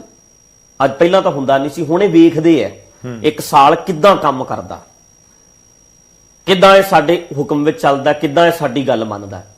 ਜਦੋਂ ਉਹ 2-4 ਫੈਸਲੇ ਵਧੀਆ ਲੈ ਲੈਂਦਾ, ਫਿਰ ਉਹ ਪੱਕਾ ਕਰ ਦਿੱਤਾ ਜਾਂਦਾ। ਹੁਣ ਜਿਹੜਾ ਆਹ ਫੈਸਲਾ ਲਿਆ, ਇਹਦੇ ਵਿੱਚ ਜਥੇਦਾਰ ਸਾਹਿਬ ਜੀ ਸਾਡੇ ਗਿਆਨੀ ਹਰਪ੍ਰੀਤ ਸਿੰਘ ਕਾਰਜਕਾਰੀ ਜਥੇਦਾਰ ਤੋਂ ਪੱਕੇ ਜਥੇਦਾਰ ਬਣ ਜਾਣਗੇ, ਕਿਉਂਕਿ ਇਹਨਾਂ ਨੇ ਫੈਸਲਾ ਇਦਾਂ ਦਾ ਕੀਤਾ ਤੇ ਇੱਕ ਮੌਜ ਬਹੁਤ ਵੱਡੀ ਲੱਗਣੀ ਹੈ। ਮੈਂ ਪਿੱਛੇ ਵੀ ਗੱਲ ਕੀਤੀ ਇੰਟਰਵਿਊ ਵਿੱਚ, ਮੈਂ ਹੁਣ ਵੀ ਮੈਂ ਕਰਦਾ ਵੀ ਕੀ ਕਦੇ ਜਥੇਦਾਰਾਂ ਨੇ, ਸਾਡੇ ਵਰਗੇ ਬੰਦਿਆਂ ਨੇ ਕੀਰਤਨ ਕੀਤਾ, ਕਥਾ ਕੀਤੀ, ਜੋ ਆਇਆ ਇੱਥੇ ਲਾਤਾ, ਗੁਰੂ ਗ੍ਰੰਥ ਸਾਹਿਬ ਦੇ ਨਾਂ ਕਰਾਤਾ, ਅੱਜ ਮੈਂ ਅੱਖਾਂ ਬੰਦ ਕਰ ਗਿਆ, ਅੱਜ ਮੈਂ ਮਰ ਗਿਆ, ਨਾ ਮੇਰਾ ਕੋਈ ਬੱਚਾ ਨਾ ਕੁਝ ਹੋਰ ਹੈ, ਇਦਾਂ ਹੀ ਸਾਰੇ ਦਾ ਸਾਰਾ ਜਿਹੜਾ ਸੰਗਤ ਨੇ ਜੂਝ ਕਰਦੇ ਰਹਿਣਾ। ਜੋ ਵਰਤ ਰਹੀ ਹੈ ਸੰਗਤ ਹੁਣ ਵੀ, ਜਿਉਂਦਿਆਂ ਵੀ, ਮਰਨ ਤੋਂ ਬਾਅਦ ਵੀ ਵਰਤਣਗੇ। ਪਰ ਅੱਜ ਜਥੇਦਾਰ ਸਾਹਿਬ ਕਿਤੇ ਜਾਂਦੇ ਨੇ ਤੇ ਪੈਸਾ ਸ਼੍ਰੋਮਣੀ ਕਮੇਟੀ ਦਾ, ਉਹਨਾਂ ਦਾ ਤੇਲ ਦਾ ਖਰਚਾ ਸ਼੍ਰੋਮਣੀ ਕਮੇਟੀ ਦੇ ਉਹਦੇ ਵਿੱਚੋਂ ਖਾਤੇ ਚੋਂ ਜਾਂਦਾ ਹੈ। ਕਿ ਸਿੰਘ ਸਾਹਿਬ ਪ੍ਰਚਾਰਕ ਦੌਰੇ ਤੇ ਗਏ, ਪਰ ਸਿੰਘ ਸਾਹਿਬ ਨੂੰ ਜਿਹੜਾ ਉੱਥੋਂ 50,000 ਮਿਲਦਾ, ਉਹਦਾ ਆ ਕੇ ਕਦੇ ਹਿਸਾਬ ਦਿੰਦੇ ਨੇ? ਕੋਈ ਜਵਾਬਦੇਹੀ ਹੈ? ਸਿੰਘ ਸਾਹਿਬ ਮਹੀਨੇ ਦੇ ਵਿੱਚ 30 ਜਗ੍ਹਾ ਪ੍ਰੋਗਰਾਮ ਕਰਨ ਵਾਸਤੇ ਵੀ ਜਾਂਦੇ ਨੇ। ਹੁਣ ਤਾਂ ਲੋਕਡਾਊਨ ਚੱਲ ਰਿਹਾ, ਵੱਡੇ ਵੱਡੇ ਅਮੀਰ ਸ਼ਹਿਜ਼ਾਦੇ ਜਿੱਦਣ ਆਪਣਾ ਵਿਆਹ ਹੁੰਦਾ ਕਹਿੰਦੇ ਸਾਡੀ ਟੌਰ ਬਣੇਗੀ ਸਿੰਘ ਸਾਹਿਬ ਨੂੰ ਬੁਲਾ ਕੇ। ਲਾਵਾਂ ਦਾ ਪਾਠ ਸਿੰਘ ਸਾਹਿਬ ਜੀ ਕਰਨਗੇ, ਲਾਵਾਂ ਦਾ ਪਾਠ ਕੀਤਾ, ਪ੍ਰੋਗਰਾਮ ਕੀਤਾ, ਤੇ ਉਸੇ ਵੇਲੇ ਉਸ ਤੋਂ ਬਾਅਦ ਅਗਲਾ ਜਦੋਂ ਕਹਿੰਦਾ ਲਓ ਜੀ ਲੱਖ ਰੁਪਈਆ ਸਿੰਘ ਸਾਹਿਬ ਜੀ, ਟਿਕਟ ਖਰਚਾ ਕਿਸੇ ਦਾ, ਪਰ ਉਹਦਾ ਕਦੇ ਹਿਸਾਬ ਨਹੀਂ ਦਿੰਦੇ। ਜਥੇਦਾਰਾਂ ਦੀ ਕੋਈ ਜਵਾਬਦੇਹੀ ਕੌਮ ਨੂੰ ਨਹੀਂ। ਕਾਰਨ ਕੀ ਹੈ? ਕਿਉਂਕਿ ਜਿਹੜੀਆਂ ਪਾਰਟੀਆਂ ਨੇ ਫਿੱਟ ਕੀਤੇ ਹੋਏ ਨੇ, ਜੋ ਸਿਸਟਮ ਸਿਆਸਤਾਂ ਚੱਲਦੀਆਂ, ਉਹ ਕਹਿੰਦੇ ਕੋਈ ਗੱਲ ਨਹੀਂ ਯਾਰ, ਮਹੀਨੇ ਦਾ 10 ਲੱਖ 15 ਲੱਖ ਕਮਾ ਰਿਹਾ, ਕੋਈ ਫਰਕ ਨਹੀਂ ਪੈਂਦਾ। ਜਥੇਦਾਰਾਂ ਦੇ ਵੱਡੇ ਵੱਡੇ ਹੋਟਲ ਬਣੇ ਆ। ਪਿਛਲੇ ਸਾਲਾਂ ਵਿੱਚ ਜਦੋਂ ਵੀ ਉਹ ਸਿਸਟਮ ਤੇ ਕੋਈ ਪ੍ਰਚਾਰਕ ਸਵਾਲ ਉਠਾਏਗਾ, ਉਹਨੂੰ ਚੱਕ ਕੇ ਬਾਹਰ ਸੱਟ ਦਿੱਤਾ ਜਾਏਗਾ, ਬਾਹਰ ਕੱਢ ਦਿੱਤਾ ਜਾਏਗਾ। ਖਦਸ਼ਾ ਜ਼ਾਹਰ ਕਰੇਗਾ ਜਿਹੜਾ ਬੰਦਾ, ਉਹਨੂੰ ਚੱਕ ਕੇ ਬਾਹਰ ਸਿੱਟਿਆ ਜਾਏਗਾ। ਪਿਛਲਿਆਂ 20-30 ਸਾਲਾਂ 'ਚ ਤੁਸੀਂ ਜਦੋਂ ਤੁਹਾਨੂੰ ਵੀ ਹੋਸ਼ ਹੋਣੀ ਹੈ, ਅੱਜ ਤੋਂ 25 ਸਾਲ ਤੱਕ ਦੇਖਿਆ, ਪੈਰ ਧੋ ਕੇ ਇੱਥੇ ਬਾਬੇ ਪਿਆ ਰਹੇ ਆ, ਮੱਥੇ ਕੁਰਸੀਆਂ ਨੂੰ ਟਿਕਾ ਰਹੇ ਆ, ਬੈੱਡਾਂ ਨੂੰ ਮੱਥੇ ਟਿਕਾ ਰਹੇ ਆ, ਚੋਲਿਆਂ ਨੂੰ ਮੱਥੇ ਟਿਕਾ ਰਹੇ ਆ, ਪਰ ਉਹਨਾਂ ਕਿਸੇ ਵੀ ਸਾਧ ਬਾਬੇ ਨੂੰ ਪੰਥ ਵਿੱਚੋਂ ਕੱਢਿਆ ਗਿਆ। ਪਰ ਕੱਢੇ ਕੌਣ ਗਏ? ਜਿਹੜੇ ਬੰਦਿਆਂ ਨੇ ਇਹਨਾਂ ਤੇ ਸਵਾਲ ਕੀਤੇ, ਇਹਨਾਂ ਦੇ ਸਿਸਟਮ ਤੇ ਸਵਾਲ ਕੀਤੇ। ਕਾਰਨ ਕੀ ਹੈ? ਉਹਨਾਂ ਨੇ ਖਦਸ਼ਾ ਜ਼ਾਹਰ ਕੀਤਾ ਸੀ ਇਹਨਾਂ ਗ੍ਰੰਥਾਂ ਦੇ ਵਿੱਚ ਗਲਤ ਲਿਖਿਆ, ਗੁਰੂ ਸਾਹਿਬ ਦੀ ਬਹੁਤ ਵੱਡੀ ਬਦਨਾਮੀ ਹੁੰਦੀ ਹੈ। ਆਉਣ ਵਾਲੇ ਸਮੇਂ ਦੇ ਵਿੱਚ ਇੱਕ ਗੱਲ ਮੈਂ ਤੁਹਾਡੇ ਮਾਧਿਅਮ ਰਾਹੀਂ ਕਹਿਣਾ ਚਾਹੁੰਦਾ, ਵੀਰੋ ਭਰਾਵੋ, ਸ਼ੁਕਰ ਕਰੋ ਕਿ ਬਾਕੀ ਦੇ ਲੋਕ ਸਾਡੇ ਇਹ ਗ੍ਰੰਥਾਂ ਨੂੰ ਅਜੇ ਪੜ੍ਹ ਕੇ ਸੁਣਾਉਣ ਨਹੀਂ ਲੱਗੇ। ਸਾਡੇ ਗੁਰੂ ਸਾਹਿਬ ਦੇ ਜਦੋਂ ਉਹਨਾਂ ਨੇ ਕਿਹਾ ਨਾ ਕਿ ਅਸੀਂ ਤੁਹਾਨੂੰ ਸੂਰਜ ਪ੍ਰਕਾਸ਼ ਦੀ ਕਥਾ ਸੁਣਾਉਂਦੇ ਆ, ਉਹਨਾਂ ਨੇ ਫਿਰ ਕਹਿਣਾ ਹੈ ਕਿ 8 ਵਿਆਹ ਗੁਰੂ ਹਰਿਰਾਏ ਸਾਹਿਬ ਦੇ ਹੋਏ ਤੇ ਵੱਡੀ ਦੀ ਜੇ ਉਮਰ 13 ਸਾਲ ਸੀ ਤੇ ਸਭ ਇਕੱਠੀਆਂ ਹੀ ਵਿਆਹਤੀਆਂ ਬੇਟੀਆਂ, ਤੇ ਸਭ ਤੋਂ ਛੋਟੀ ਦੀ ਉਮਰ ਤਾਂ ਫਿਰ ਸਾਲ 1.5 ਸਾਲ ਦੀ ਹੋਣੀ ਚਾਹੀਦੀ ਹੈ। 1.5-2 ਸਾਲ ਦੀ ਬੱਚੀ ਨਾਲ ਸਾਡਾ ਪਾਤਸ਼ਾਹ ਵਿਆਹ ਕਰਾ ਰਿਹਾ ਸੀ। ਫੀਮ ਦੀ ਡੱਬੀ ਫਿਰ ਕਿਵੇਂ? ਮਤਲਬ ਅਜੇ ਤੱਕ ਅਸੀਂ ਸ਼ੁਕਰ ਕਰੀਏ ਕਿ ਸਾਡੀ ਇੱਜ਼ਤ ਹੈ, ਸਾਡੇ ਪਰਦੇ ਢਕੇ ਨੇ, ਸਾਨੂੰ ਕਿਤੇ ਨੱਕ ਡੋਬਣ ਨੂੰ ਥਾਂ ਨਹੀਂ ਲੱਭਣੀ, ਮਰਨ ਨੂੰ ਜਗ੍ਹਾ ਨਹੀਂ ਲੱਭਣੀ, ਸਾਨੂੰ ਧਰਤੀ 'ਚ ਥਾਂ ਨਹੀਂ ਲੱਭਣੀ, ਕਿੱਥੇ ਸਮਾ ਜਾਈਏ। ਇਦਾਂ ਦਾ ਕੁਝ ਜਿੱਦਣ ਅਗਲੇ ਨੇ ਪੜ੍ਹ ਕੇ ਸੁਣਾਇਆ ਵੀ ਵੱਡੀਆਂ ਗੱਲਾਂ ਮਾਰਦੇ ਆ, ਅਸੀਂ ਅਯੋਧਿਆ ਦੀ ਗੱਲ ਕਰਦੇ ਆ, ਤੜਫ ਉੱਠੀ ਸਾਰੀ ਸਿੱਖ ਕੌਮ। ਕਿਉਂ ਕਿਹਾ ਨਰਿੰਦਰ ਮੋਦੀ ਨੇ, ਪ੍ਰਧਾਨ ਮੰਤਰੀ ਨੇ, ਕਿ ਗੋਬਿੰਦ ਰਾਮਾਇਣ ਗੁਰੂ ਗੋਬਿੰਦ ਸਿੰਘ ਨੇ ਲਿਖੀ ਹੈ, ਪਰ ਸਿੱਖਾਂ ਨੇ ਕਦੇ ਆਪਣਾ ਦਿਮਾਗ ਵਰਤਿਆ ਵੀ ਇਹ ਗੱਲਾਂ ਲਿਖੀਆਂ ਨੇ, ਇਹ ਗੱਲਾਂ ਹੈਗੀਆਂ ਨੇ, ਰਾਮਾ ਅਵਤਾਰ, ਕ੍ਰਿਸ਼ਨਾ ਅਵਤਾਰ ਸਾਡਿਆਂ ਗ੍ਰੰਥਾਂ 'ਚ ਹੈਗਾ ਆ, ਜਿਨ੍ਹਾਂ ਤੇ ਅਸੀਂ ਚੌਰ ਕਰ ਰਹੇ ਆ। ਗੁਰੂ ਗ੍ਰੰਥ ਸਾਹਿਬ ਦਾ ਬਰਾਬਰ ਪ੍ਰਕਾਸ਼ ਕਰਕੇ ਚਬਰ ਛਤਰ ਤਖਤ ਦੇ ਮਾਲਕ ਗੁਰੂ ਗ੍ਰੰਥ ਸਾਹਿਬ ਜੀ ਹਨ, ਪਰ ਬਰਾਬਰ ਗ੍ਰੰਥ ਉਹਨਾਂ ਹੀ ਗ੍ਰੰਥਾਂ ਦੇ ਵਿੱਚ ਜਿਹਦੇ ਵਿੱਚ ਇਹ ਸਾਰਾ ਕੁਝ ਲਿਖਿਆ ਹੈ, ਉਹਨਾਂ ਨੂੰ ਗੁਰੂ ਗ੍ਰੰਥ ਸਾਹਿਬ ਦੇ ਬਰਾਬਰ ਪ੍ਰਕਾਸ਼ ਵੀ ਕਰ ਰਹੇ ਨੇ, ਚੌਰ ਵੀ, ਛਤਰ ਵੀ ਤੇ ਤਖਤ ਵੀ। ਬਲੀਆਂ ਦਿੱਤੀਆਂ ਜਾ ਰਹੀਆਂ, ਵੀਡੀਓ ਬਣਾ ਕੇ ਅਜੇ ਤੱਕ ਕਿਸੇ ਚੈਨਲ ਦੇ ਉੱਤੇ ਚੱਲੀ ਨਹੀਂ ਕਿ ਆਹ ਦੇਖੋ ਇੱਕ ਬੱਕਰਾ ਵੱਢਿਆ, ਬੱਕਰਾ ਵੱਢ ਕੇ ਤਿਲਕ ਸਾਰੇ ਲਾ ਰਹੇ ਨੇ ਤੇ ਆਹ ਦੇਖੋ ਜੀ ਕਿਆ ਬਾਤ ਹੋ ਰਹੀ ਹੈ। ਸਾਡਾ ਮਰਨ ਹੋ ਜਾਏਗਾ ਜਿੱਦਣ ਇੰਟਰਨੈਸ਼ਨਲ ਚੈਨਲਾਂ ਦੇ ਉੱਤੇ ਸਾਡੀਆਂ ਮਰਿਆਦਾਵਾਂ ਜਿਹੜੀਆਂ ਗੁਪਤ ਨੇ ਲੋਕਾਂ ਸਾਹਮਣੇ ਆ ਗਈਆਂ। ਇਹਨਾਂ ਗ੍ਰੰਥਾਂ 'ਚ ਜਿਹੜੇ ਸੱਚ ਲਿਖੇ ਨੇ ਲੋਕਾਂ ਸਾਹਮਣੇ ਆ ਗਏ। 2 ਬੰਦਿਆਂ ਨੇ ਬੋਲਿਆ ਜੇ, 10ਮ ਗ੍ਰੰਥ ਵਿੱਚੋਂ ਪੜ੍ਹ ਕੇ ਨਰਿੰਦਰ ਮੋਦੀ ਨੇ ਤੇ ਸੂਰਜ ਪ੍ਰਕਾਸ਼ ਵਿੱਚੋਂ ਪੜ੍ਹ ਕੇ ਇਕਬਾਲ ਸਿੰਘ ਪਟਨੇ ਵਾਲੇ ਨੇ। ਉਹਦੇ ਤੇ ਸਵਾਲ ਉਠਾਇਆ, ਤੂੰ ਏਦਾਂ ਕਿਉਂ ਕਹਿਤਾ, ਸਿੱਖ ਕੌਮ ਦੀ ਬਦਨਾਮੀ ਕਰਾ ਕੇ ਆਇਆ। ਪਰ ਉਸ ਬੰਦੇ ਨੇ ਉਸੇ ਵੇਲੇ ਆਪਣਾ ਗ੍ਰੰਥ ਰੱਖਦਾ, ਕਹਿੰਦਾ ਇਹਦੇ ਚੋਂ ਪੜਿਆ। ਹੁਣ ਇਹ ਕਹਿੰਦੇ ਰਣਜੀਤ ਅਸੀਂ ਜੀ ਇਕਬਾਲ ਸਿੰਘ ਨਾਲ ਸਹਿਮਤ ਨਹੀਂ ਆ, ਠੀਕ ਹੈ ਜੀ, ਕਿਉਂਕਿ ਉਹ ਜਿਹੜੇ ਗ੍ਰੰਥ ਚੋਂ ਉਹਨੇ ਪੜ੍ਹ ਕੇ ਸੁਣਾਇਆ ਅਸੀਂ ਸਹਿਮਤ ਨਹੀਂ ਆ। ਫਿਰ ਜਥੇਦਾਰ ਜੀ ਤੁਸੀਂ ਰਣਜੀਤ ਸਿੰਘ ਨਾਲ ਸਹਿਮਤ ਹੋਵੋ, ਉਹ ਕਹਿੰਦਾ ਇਹਨਾਂ ਗ੍ਰੰਥਾਂ 'ਚ ਗਲਤ ਲਿਖਿਆ। ਜੇ ਰਣਜੀਤ ਸਿੰਘ ਨਾਲ ਸਹਿਮਤ ਹੋ ਵੀ ਰਣਜੀਤ ਸਿੰਘ ਠੀਕ ਕਹਿ ਰਿਹਾ, ਫਿਰ ਇਕਬਾਲ ਸਿੰਘ ਨਾਲ ਸਹਿਮਤ ਨਾ ਹੋਵੋ, ਇੱਕ ਪਾਸੇ ਸਹਿਮਤ ਹੋਵੋ, ਉਹਦੇ ਨਾਲ ਵੀ ਸਹਿਮਤ ਨਹੀਂ। ਜਿਹੜਾ ਬੰਦਾ ਇਹਨਾਂ ਗ੍ਰੰਥਾਂ ਦੇ ਬਾਰੇ ਗੱਲ ਕਰਦਾ, ਜੇ ਅਸੀਂ ਆਪ ਇਹਨਾਂ ਬਾਰੇ ਗੱਲ ਨਾ ਕੀਤੀ, ਇਹਦੇ ਤੇ ਵਿਚਾਰ ਕਰੋ, ਡਿਸਕਸ਼ਨ ਕਰੋ, ਚੰਗੇ ਚੰਗੇ ਵਿਦਵਾਨ ਬਣਾਓ, ਇਤਿਹਾਸ ਦੁਬਾਰਾ ਲਿਖਾਓ ਤੇ 10ਮ ਗ੍ਰੰਥ ਵਿੱਚ ਵੀ ਜੋ ਤੁਹਾਨੂੰ ਠੀਕ ਲੱਗਦਾ ਤੇ ਇੱਕ ਸਿਸਟਮ ਬਣਾ ਲਓ ਵੀ ਆਹ ਹੈਗਾ ਆ, ਆਹ ਕੌਮ ਦੀ ਮਰਿਆਦਾ ਆ, ਤਾਂ ਜੋ ਸਾਨੂੰ ਆਉਣ ਵਾਲੇ ਸਮੇਂ ਦੇ ਵਿੱਚ ਨਮੋਸ਼ੀ ਦਾ ਸਾਹਮਣਾ ਕਰਨਾ ਨਾ ਪਵੇ। ਉਹਦੇ ਤੇ ਕੋਈ ਕੰਮ ਨਹੀਂ ਹੋਇਆ, ਗ੍ਰੰਥਾਂ ਬਾਰੇ ਕੋਈ ਗੱਲ ਨਹੀਂ ਕੀਤੀ। ਜਿਹੜੇ ਬੰਦੇ ਨੇ ਸਵਾਲ ਕੀਤਾ ਆ ਪੁਜਾਰੀ ਸਿਸਟਮ ਤੇ, ਚਾਹੇ ਕੋਈ ਪੱਤਰਕਾਰ, ਚਾਹੇ ਕੋਈ ਐਡੀਟਰ, ਚਾਹੇ ਕੋਈ ਅਖਬਾਰ ਦਾ ਮਾਲਕ, ਚਾਹੇ ਕੋਈ ਸਿੱਖਾਂ ਦੇ ਵਿੱਚ ਜੋ ਕੋਈ ਵੀ ਬੰਦਾ ਰਾਗੀ, ਜਿਹੜੇ ਬੰਦੇ ਨੇ ਗੱਲ ਕੀਤੀ, ਪਿਛਲੇ 25 ਸਾਲਾਂ ਵਿੱਚ ਚੱਕ ਕੇ ਮੱਖਣ ਦੇ ਵਿੱਚੋਂ ਵਾਲ ਵਾਂਗੂ ਕੱਢ ਕੇ ਬਾਹਰ ਮਾਰਿਆ। ਇਹ ਬੰਦਾ ਸਵਾਲ ਕਰਦਾ ਕਿਉਂ? ਮੈਂ ਕਹਿੰਦਾ ਜੀ ਪੁਜਾਰੀ ਕਿਸੇ ਦਾ ਸਕਾ ਨਹੀਂ, ਚਾਹੇ ਉਹ ਹਿੰਦੂ ਪੁਜਾਰੀ ਹੈ, ਚਾਹੇ ਉਹ ਸਿੱਖ ਪੁਜਾਰੀ ਹੈ। ਪੁਜਾਰੀ ਨਹੀਂ ਸਕਾ ਆਪਣੇ ਭਗਵਾਨਾਂ ਦਾ। ਉਹਨੇ ਭਗਵਾਨ ਦੀ ਜਦੋਂ ਨਾਂ ਦੇ ਉੱਤੇ ਖਾਣਾ ਹੁੰਦਾ ਤੇ ਕਹਿੰਦਾ ਭਗਵਾਨ ਜੀ ਖਾਣਗੇ, ਲਿਆਓ ਖਾਣਾ ਆਪ ਹੈ, ਨਾਮ ਭਗਵਾਨ ਦਾ ਵਰਤਦਾ। ਜਿੱਦਣ ਉਹਨੇ ਵਿਭਚਾਰ ਕਰਨਾ ਹੁੰਦਾ, ਉਸੇ ਭਗਵਾਨ ਦੀ ਕਰੈਕਟਰ ਦੀ ਗੱਲ ਕਰਦਾ ਕਹਿਣ ਲੱਗ ਜਾਂਦਾ ਇੰਨੇ ਹਜ਼ਾਰ ਰਾਣੀਆਂ ਵੀ ਸੀ। ਰਾਣੀਆਂ ਕਿਉਂ? ਕਿਉਂਕਿ ਦੇਵਦਾਸੀਆਂ ਉਹਨੇ ਆਪ ਬਣਾਣੀਆਂ ਨੇ। ਪੁਜਾਰੀ ਰੱਬ ਦਾ ਆਪਣੇ ਭਗਵਾਨਾਂ ਦਾ ਸਕਾ ਨਹੀਂ ਬਣਦਾ, ਉਹਨਾਂ ਦੇ ਨਾਂ ਤੇ ਹੀ ਖਾਂਦਾ ਤੇ ਉਹਨਾਂ ਦੇ ਨਾਮ ਨੂੰ ਕਲੰਕ ਵੀ ਲਾਉਂਦਾ, ਦਾਗੀ ਕਰਦਾ। ਜੇ ਉਹ ਸਕਾ ਹੁੰਦਾ ਆਪਣੇ ਭਗਵਾਨ ਦਾ ਤੇ ਕਦੇ ਨਾ ਕਹਿੰਦਾ ਵੀ ਇੰਨੀਆਂ ਰਾਣੀਆਂ ਸੀ, ਆ ਕੁਝ ਸੀ, ਕਦੇ ਨਾ ਮਜ਼ਾਕ ਉਡਾਉਂਦਾ ਆਪਣੇ ਭਗਵਾਨਾਂ ਦਾ। ਦੂਜਾ ਪੁਆਇੰਟ, ਸਾਡੇ ਸਿੱਖ ਪੁਜਾਰੀ, ਆ ਜਿਹੜੇ ਪੁਜਾਰੀ ਨੇ, ਜੇ ਗੁਰੂ ਹਰਿਰਾਏ ਸਾਹਿਬ ਦੇ ਸਕੇ ਸੀ, 8-8 ਵਿਆਹ ਕਿੱਦਾਂ ਹੋ ਗਏ? ਜੇ ਗੁਰੂ ਗੋਬਿੰਦ ਸਿੰਘ ਦੇ ਇਹ ਸਕੇ ਨੇ, ਉਹਨਾਂ ਗ੍ਰੰਥਾਂ ਨੂੰ ਪਰੇ ਰੱਖਦੇ, ਕਹਿੰਦੇ ਇਹਦੇ ਵਿੱਚ ਗੁਰੂ ਗੋਬਿੰਦ ਸਿੰਘ ਨੂੰ ਫੀਮ ਖਾਣੀ ਲਿਖੀ ਹੈ, ਇਹਨਾਂ ਗ੍ਰੰਥਾਂ 'ਚ ਗਲਤ ਗੱਲਾਂ ਲਿਖੀਆਂ ਨੇ। ਇਹ ਬੰਦੇ ਆਪਣੇ ਗੁਰੂ ਦੇ ਸਕੇ ਨਹੀਂ ਹੋਏ, ਇਹ ਪੁਜਾਰੀ ਆਪਣੇ ਭਗਵਾਨ ਦੇ ਸਕੇ ਨਹੀਂ ਹੋਏ। ਇਹ ਸਾਡੇ ਵਰਗਿਆਂ ਦੇ ਜਿਹੜੇ ਸਵਾਲ ਕਰਦੇ ਨੇ, ਇਹਨਾਂ ਦੇ ਸਕੇ ਕਿੱਥੇ ਬਣ ਜਾਣਗੇ? ਮੈਂ ਥੋੜਾ ਜਿਹਾ ਐਡ ਕਰ ਦਵਾਂ ਇਹਦੇ ਵਿੱਚ, ਕਿਉਂਕਿ ਮੇਰਾ ਸਵਾਲ ਸੀਗਾ ਕਿ ਇਕਬਾਲ ਸਿੰਘ ਜੀ ਦੀ ਸਟੇਟਮੈਂਟ ਜਾਂ ਫਿਰ ਪ੍ਰਧਾਨ ਮੰਤਰੀ ਦੀ ਸਟੇਟਮੈਂਟ, ਉਹ ਤੁਸੀਂ ਜਵਾਬ ਦੇ ਹੀ ਦਿੱਤਾ ਕਿ ਤੁਸੀਂ ਇਤਫਾਕ ਨਹੀਂ ਰੱਖਦੇ ਉਸ ਦੇ ਨਾਲ। ਪਰ ਮੈਂ ਇੱਕ ਹੋਰ ਚੀਜ਼ ਸਮਝਣੀ ਚਾਹੁੰਦਾ, ਕਿਹਾ ਜਾਂਦਾ ਨਾ ਕਿ ਕਿਸੇ ਨੂੰ ਕੋਈ ਗਲਤ ਸ਼ਬਦ ਕਹਿਣਾ ਹੋਵੇ ਤਾਂ ਉਹਨੂੰ 10 ਵਾਰੀ ਕਹਿ ਦਿੱਤਾ ਜਾਂਦਾ, ਮੈਂ ਜੀ ਇਹਨੂੰ ਅੱਜ ਤੋਂ ਬਾਅਦ ਇਹ ਨਹੀਂ ਕਹੂੰਗਾ, ਮੈਂ ਜੀ ਇਹਨੂੰ ਅੱਜ ਤੋਂ ਬਾਅਦ ਇਹ ਨਹੀਂ ਕਹੂੰਗਾ। ਜੇ ਤੁਹਾਨੂੰ ਦਸਮ ਗ੍ਰੰਥ ਜਾਂ ਸੂਰਜ ਪ੍ਰਕਾਸ਼ ਗ੍ਰੰਥ ਦੇ ਨਾਲ ਬਹੁਤ ਜ਼ਿਆਦਾ ਇਤਰਾਜ਼ ਹੈ ਤਾਂ ਤੁਸੀਂ ਉਸ ਦੇ ਵਿੱਚ ਲਿਖਿਆ ਹੋਇਆ, ਜਿਵੇਂ ਹੁਣ ਵੀ ਤੁਸੀਂ ਗੱਲ ਕੀਤੀ ਹੈ, ਕਿਉਂ ਕਰ ਰਹੇ ਹੋ? ਇਗਨੋਰ ਕਿਉਂ ਨਹੀਂ ਕਰ ਦਿੰਦੇ? ਜੇ ਕਰ ਦਿਆਂਗੇ ਤਾਂ 50 ਸਾਲਾਂ ਬਾਅਦ ਜਦੋਂ ਇਦਾਂ ਬੋਲਿਆ ਜਾਏਗਾ, ਫਿਰ ਚੀਕਾਂ ਮਾਰਾਂਗੇ, ਤੜਫਾਂਗੇ, ਫਿਰ ਕਹਾਂਗੇ ਹੈ ਨਹੀਂ ਹੋਣਗੇ, ਤੁਹਾਡੇ ਗ੍ਰੰਥਾਂ 'ਚ ਹੈ। ਇਹ ਤੁਹਾਨੂੰ ਲੱਗਦਾ ਕਿ ਉਹਨਾਂ ਨੇ ਅਸਹਿਮਤੀ ਨਹੀਂ ਜਤਾਈ ਜੇ ਉਹਦੇ ਨਾਲ, ਗ੍ਰੰਥਾਂ ਦੇ ਨਾਲ, ਤਾਂ ਪ੍ਰਬੰਧ ਵੀ ਨਹੀਂ ਕੀਤੇ ਹੋਏ ਜਾਂ ਕੀਤੇ ਹੋਏ ਆ? ਤੁਸੀਂ ਕਿਵੇਂ ਦੇਖਦੇ ਹੋ ਇਸ ਨੂੰ? ਨਹੀਂ, ਸਵੇਰ ਵੇਲੇ ਤਾਂ ਕਥਾ ਕਰ ਰਹੇ ਹੋ ਤੁਸੀਂ, ਉੱਥੇ ਪ੍ਰਕਾਸ਼ ਕਰਕੇ। ਬਾਬਾ ਹਰਨਾਮ ਸਿੰਘ ਜੀ ਕਥਾ ਨਹੀਂ ਕਰਕੇ ਆਏ ਅਬ ਥੋੜੇ ਦਿਨ ਪਹਿਲਾਂ, ਜਿਸ ਦਿਨ ਗੁਰੂ ਗ੍ਰੰਥ ਸਾਹਿਬ ਦਾ ਪ੍ਰਕਾਸ਼, ਪਹਿਲਾ ਪ੍ਰਕਾਸ਼ ਦਿਹਾੜਾ ਸੀ, ਉਦੋਂ ਉਹ ਕਥਾ ਕਰਦੇ ਆ ਉਸੇ ਜਗ੍ਹਾ ਤੇ ਬੈਠ ਕੇ। ਮੈਂ ਇਹ ਕਹਿ ਰਿਹਾ ਜੀ, ਮੈਂ ਕੋਈ ਗ੍ਰੰਥਾਂ ਬਾਰੇ ਬੋਲਣ ਵਾਸਤੇ ਥੋੜਾ ਪੈਦਾ ਹੋਇਆ ਜੀ। ਮੈਂ ਕਹਿ ਰਿਹਾ, ਮੈਨੂੰ ਕਹਿੰਦੇ ਆ ਕਿ ਢੱਡਰੀਆਂ ਵਾਲਾ ਗਲਤ ਬੋਲਦਾ ਹੈ। ਮੈਂ ਕਹਿੰਦਾ ਮੈਂ ਗਲਤ ਨਹੀਂ ਬੋਲਦਾ, ਜਿਹੜੇ ਗ੍ਰੰਥਾਂ 'ਚ ਪ੍ਰਕਾਸ਼ ਕੀਤਾ ਉਹਨਾਂ 'ਚ ਤਾਂ ਉਦੋਂ ਵੀ ਬੜਾ ਕੁਝ ਗਲਤ ਲਿਖਿਆ। ਮੈਂ ਤਾਂ ਕੋਈ ਗੱਲ ਕਹੀ ਵੀ ਨਹੀਂ, ਉਹਦਾ ਮੈਂ ਸਟੇਟਮੈਂਟ, ਮੈਂ ਕੋਈ ਗ੍ਰੰਥਾਂ ਦਾ ਵੈਰੀ ਥੋੜਾ ਬਣ ਗਿਆ ਕਿ ਮੈਂ ਢੱਡਰੀਆਂ ਵਾਲਾ ਪੈਦਾ ਹੋਇਆ ਫਟਾਫਟ ਗ੍ਰੰਥਾਂ ਤੇ ਕਿੰਤੂ ਪਰੰਤੂ ਕਰਨ ਲੱਗਿਆ। ਨਹੀਂ, ਐਕਸ਼ਨ ਤੇ ਰਿਐਕਸ਼ਨ ਕੀਤਾ। ਉਹਨਾਂ ਨੇ ਕਿਹਾ ਢੱਡਰੀਆਂ ਵਾਲਾ ਗਲਤ ਬੋਲਦਾ ਹੈ ਗੁਰੂ ਸਾਹਿਬ ਨੂੰ। ਮੈਂ ਕਿਹਾ ਯਾਰ ਮੈਂ ਤਾਂ ਕੁਝ ਵੀ ਨਹੀਂ ਕਿਹਾ, ਜਿਹੜੇ ਗ੍ਰੰਥ 'ਚ ਲਿਖਿਆ ਆ ਜਿਹੜਾ ਪੜ੍ਹਦੇ ਹੋ ਰੋਜ਼, ਇਹਦੇ ਵਿੱਚ ਤਾਂ ਵੇਖੋ ਕੀ ਕੁਝ ਲਿਖਿਆ।